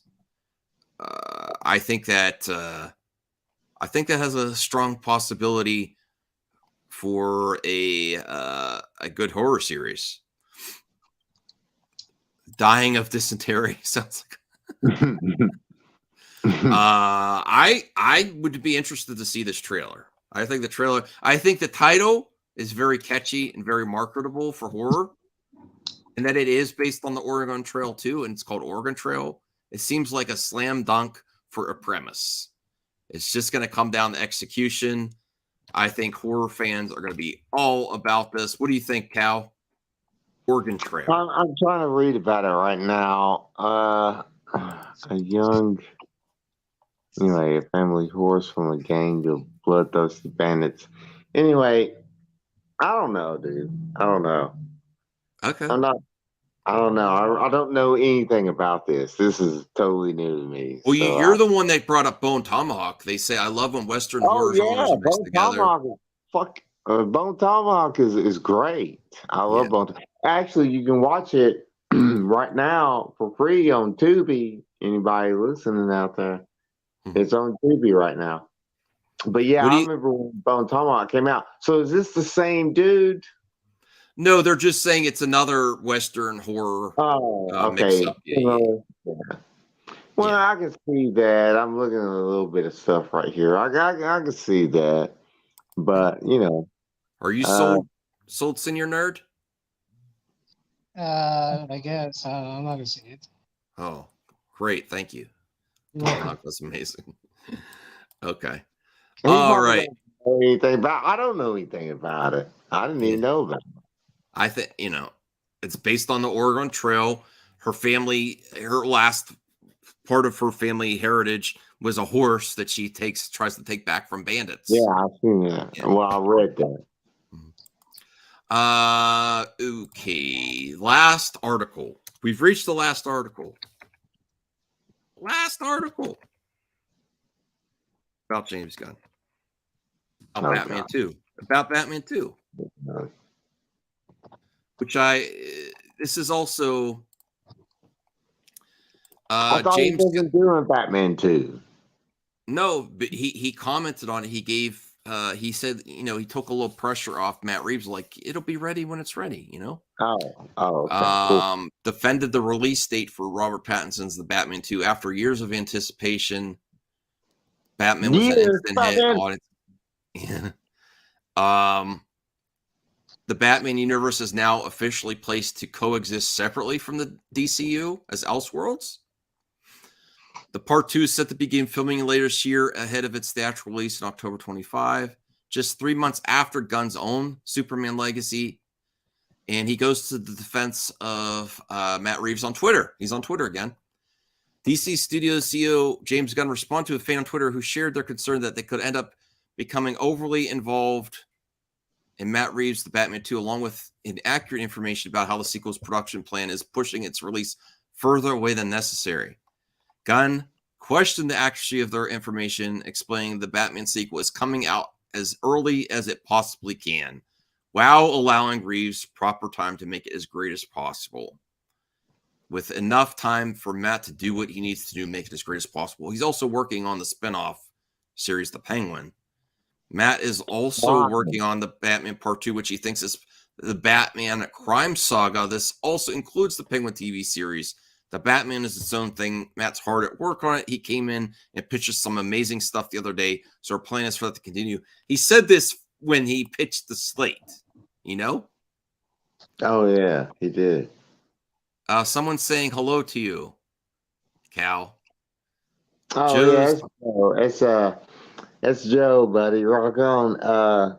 He's from pop culture minefield. Oh, okay, cool. Yeah, he's a cool dude. But yeah, awesome.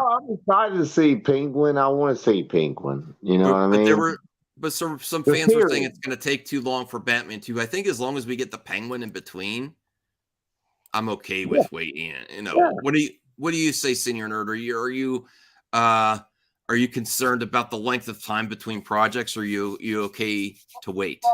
As long as should take your time. As long as what comes out the movie's good, the movie will be good.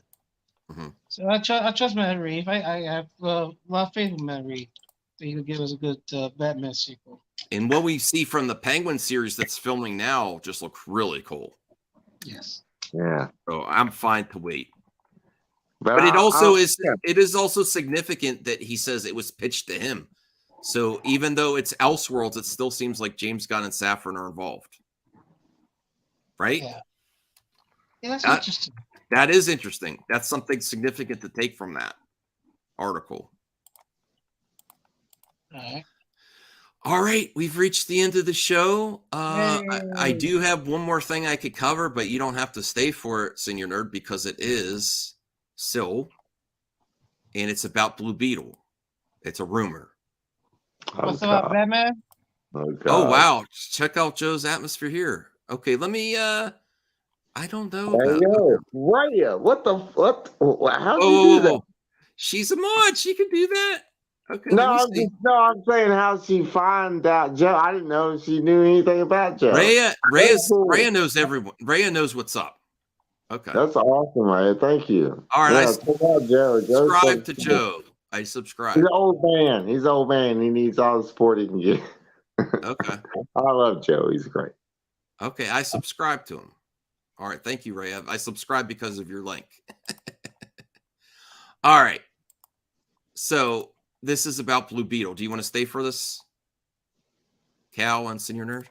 Yeah, I want to say. Is it about like Batman in it? All right. Don't blow for me. Don't blow for me because I didn't watch this yet. It's very silly. Well, not necessarily. We'll see. All right. I want to hear this. Okay. All right. Let me bring this up. Fresh.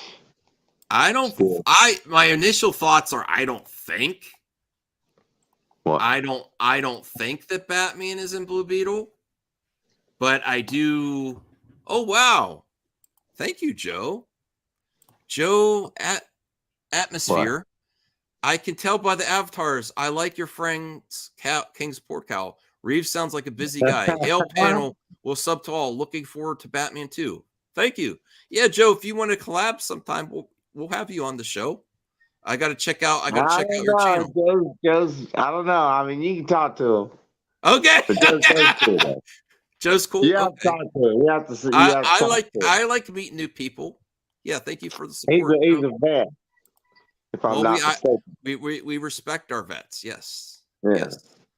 Oh yeah. Look, for sure, he has lots of cool. Okay. Cool. Yeah, I like to meet new people. He wasn't on my radar. Thank you, Cal, for bringing it. Joe for coming in. We like meeting new people. But this is talking about. I didn't contact him or anything. He just came in. No.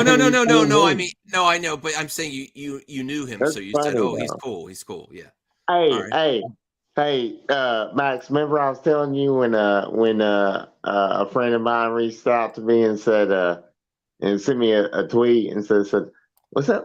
No, it's on Facebook and said, "Was that you?" I think I've seen you on a movie thing. I was like, "Yeah, it was me." Yeah, You know, Cal, you're happening inside of the. It's like Inception. Cal's getting popular in the movie talk circuit. No. Senior Nerd is too. Yeah, I've been. Yeah, Senior Nerd. Yeah. Okay. All right, let's hear. What's our thoughts before we watch this? Do you think there's any chance Batman's in Blue Beetle? No. Well, I don't know where this Blue Beetle is set. Okay. Yeah, I don't either. So could be Michael Keaton show up? I think at one point they might have had Batman in, but I don't think they would keep it in. No. All right. Well, let's see what Sil's heard. Is Batman really going to show up in this Blue Beetle film? Here's what he's heard. Here's what I've heard. Here's what he's heard. I doubt it. Smash that like button. You doubt it? I just don't see it. I would be happy. Why? Well, they already said there was already. Why would he? Remember, George Lopez already said at the end of the trailer, Batman's a fascist. There's a joke there. But I don't think he would be in it. All right. Yeah, well, of course, they're in the DC universe. Yeah. Because we see the Tech Core Blue Beetle. It was around. Let me give him a like here. Smash the like. All right. So comment below. Hit that like. Subscribe with notifications on. Yes, the new Blue Beetle trailer just recently dropped, and it's got some mixed reviews from DC fans. Not a good time for DC. So let's throw out that new Blue Beetle trailer and see what the streets talking about, right?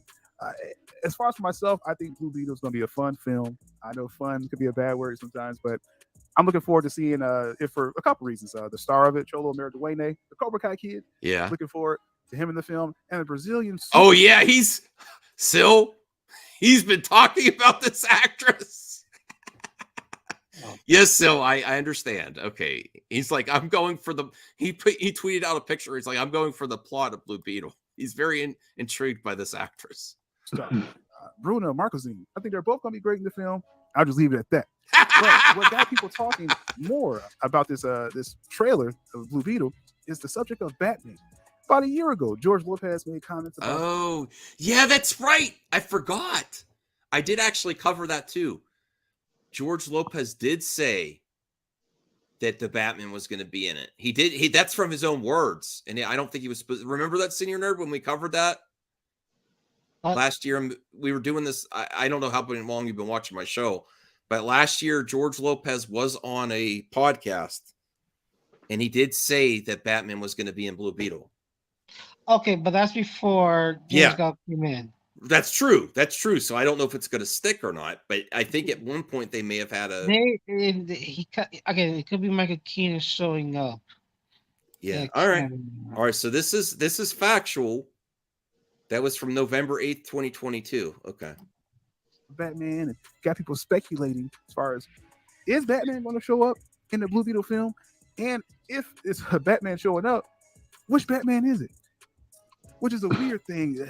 It's sad for DC, and people do have to admit this is not good for the brand where it's all this confusion. Yeah, there's a lot of confusion. Case I in agree with point, that. You think of Marvel Studios.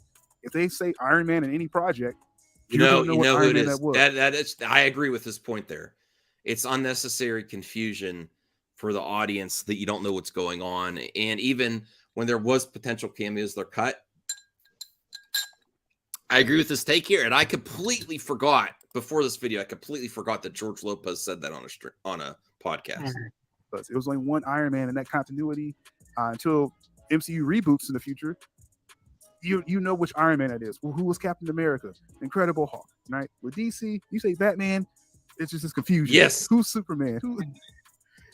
So it's a bad problem for the DC brand as far as what they have. But I want to hear what you've heard. I want to hear what you've heard. Lopez talking about last year when he brought up the subject of Batman. Well, it was on the Byron Scott podcast. George Lopez was on there, and Byron Scott of the Lakers, go Lakers. George Lopez was talking about the upcoming film for Blue Beetle, and he was really excited to see I should have watched this ahead of time to see where he's. I want to see what he's. Director, Latino superhero, writer, producer. And I think that's great. Jaime Reyes is one of the best, original characters of the Latino descent. And I think that was really, I'm glad they're doing this live action, right? But what got a lot of people talking last year was George Lopez said, while explaining the film. I think Batman is in our movie. It's in our movie. It's quite a career, but here's the clip. Here's the clip. Great. He included the clip. Get involved in the DC universe is big. Batman, and I think Batman is in our movie, but He said that so casually. He was not supposed to say that. Well, he thinks because he doesn't like they might have been planning a cameo. You don't know how much, it's things have changed so much. He said he thinks that he could have met Batman or Jaime. Well, I'm hoping Sil has an update from his source of what he's heard. I'm hoping there's something there. George Lopez, he didn't really commit or guarantee that there was a Batman in the film. You just kind of like, I think there is a Batman joke. And then you hear the line in the trailer. But there might, to be fair, if we also take context of the trailer where he says Batman's a fascist, maybe there's a cameo in there that he makes him think that makes that joke funnier in theaters. Maybe that is actually a clue that he makes some type of appearance. They kept the joke in there. I mean, they could just be off the wall out, but why is he saying that though? Right, Senior Nerd? Why does he say that line? Because George Lopez's character is a hippie. I know, but if there's actually context to the movie where Batman actually makes a cameo and he has more of a reason to make that joke, it would make the joke funnier and land more. And there's possibility that there could the be. joke would be like he said, cool, Batman fascist, and he meant Batman and say, Batman is cool. Yeah, that'll be the follow. All right. Well, I hope he has some update info here. It's like Batman stuff. Batman's a fascist. So, what do we have here? Is Batman in the Blue Beetle film? Well, keep this in mind. Last year, when this interview occurred, or the interview was released on April 6th. So it was sometime, early 2022 that this conversation happened, and it was released again on April 6th, 2022. The WBD merger didn't close until April 11th. I actually did a stream about that and covered the merger. So pre-merger, George Lopez was thinking Batman could be in the film, meaning going off of some of the old plans, the old regime, the Hamada regime, what they were kind of planning for Blue Beetle. Now, this Blue Beetle film, though, did not start production until after the merger closed. So this Blue Beetle film is really the first WBD DC project shot start to finish under the new regime. Okay, unlike that is significant. I didn't realize that. So he actually did. He did the receipts, Senior Nerd. That podcast was filmed before they started filming. So maybe things changed after merger. Okay, so I don't know if he's filming Blue Beetle. The Blue Beetle was filmed after the merger. It was but the plan was to potentially maybe have Batman in it, but that easily could have changed. So that was his point there. But I want to also hear if he has some new info now, or he's just going off these receipts here. Flash and Aquaman, they did some reshoots, and Shazam was done. Black Adam did reshoots. all those things started before the merger closed. Blue Beetle, according to the star of the film, Cholo Mariduene, it didn't start production until after the merger closed. So I think that's important. But what was the previous ideas for this film? Well, I did ask people about this last year. I just never did a video about it, but this is a good time to bring all this up now. Pre-merger, there was an idea for the whole Keaton cameo situation. We understand how Keaton was in Batgirl. Big. Okay. Based on where he's going with this, I think they may have planned to have Keaton, just like they had in Batgirl, and after pre-merger, I think it's a done. I don't think it's going to be in there. No. Was it originally Blue Beetle HBO Max original movie? Yes, Blue Beetle. Right. That's another good factor, Senior. This is why it's fun to react to this stuff. Originally, both Blue Beetle and Batgirl were supposed to be on HBO Max projects. Yeah. So they had a similar type of origin, and they both were supposed. I'm assuming they both may have had Michael Keaton's version of Batman. Yeah, like a connective tissue. So I think that's. I doubt that it's still going to stay in there. Okay. He already shot the footage for it. The film was scrapped and what have you. He was only in that film, they said, like 5 minutes or less, and it was kind of like a mentor type role. Well, I heard apparently they were going to do the same thing with Keaton in the Blue Beetle film, have him kind of show up and mentor a little bit. I'll say this just in general, a Blue Beetle character, it would be really nice if a Batman would show up, right, for this film. But since the merger closed, the Batgirl project was scrapped, tossed. Keaton's future in DC is murky at best, and maybe he can do something Elseworlds in the future. Who knows? So the question we want to answer here is, okay, they mentioned Batman still in the trailer. Will there be a Batman in the trailer? Well, this is what I heard with that. All right. Wow. That took. Okay. We have to watch the whole video now. Okay. Appears them just saying Batman in the trailer just for name recognition, just showing, hey, this is part of the DC world, to the general audience. We have a Batman, so you should be excited that this is somehow connected. Cool. I'm hearing that there's no plans. There hasn't been anything shot to show a Batman. I'll be surprised if they actually show a Batman, but I doubt it. As far as what I heard, I'm being told not to expect to see Batman, just name recognition. Okay, that's enough. That was a good video. He gave a lot of facts there. I know you're not the biggest fan, Senior Nerd, but can you admit that was pretty good video? That was nothing. You just want to say, yes, I'll check it out. There's no Batman. Well, that's how you make content, bro. That's what I do too. If you want to say, oh, the Batman fashion like, I'll check it in. He's not in it. Well, that's not how you make content. If you did content like that, your videos would be 10 seconds. Yeah. He did a big setup and a payoff. That's how you get engagement on the internet, man. No, you can do shorts. And shorts can actually get more views and clicks than the shorts don't give any money. Why are you focused on me? But I will say this that he had very good production value when it came on. And he had his little screen stuff coming on, and he had the little music in the background. He had very good production value. It was very great. But that's what Rhea says in here. She says something about movie talk is rad, but I don't watch the bigger channels much.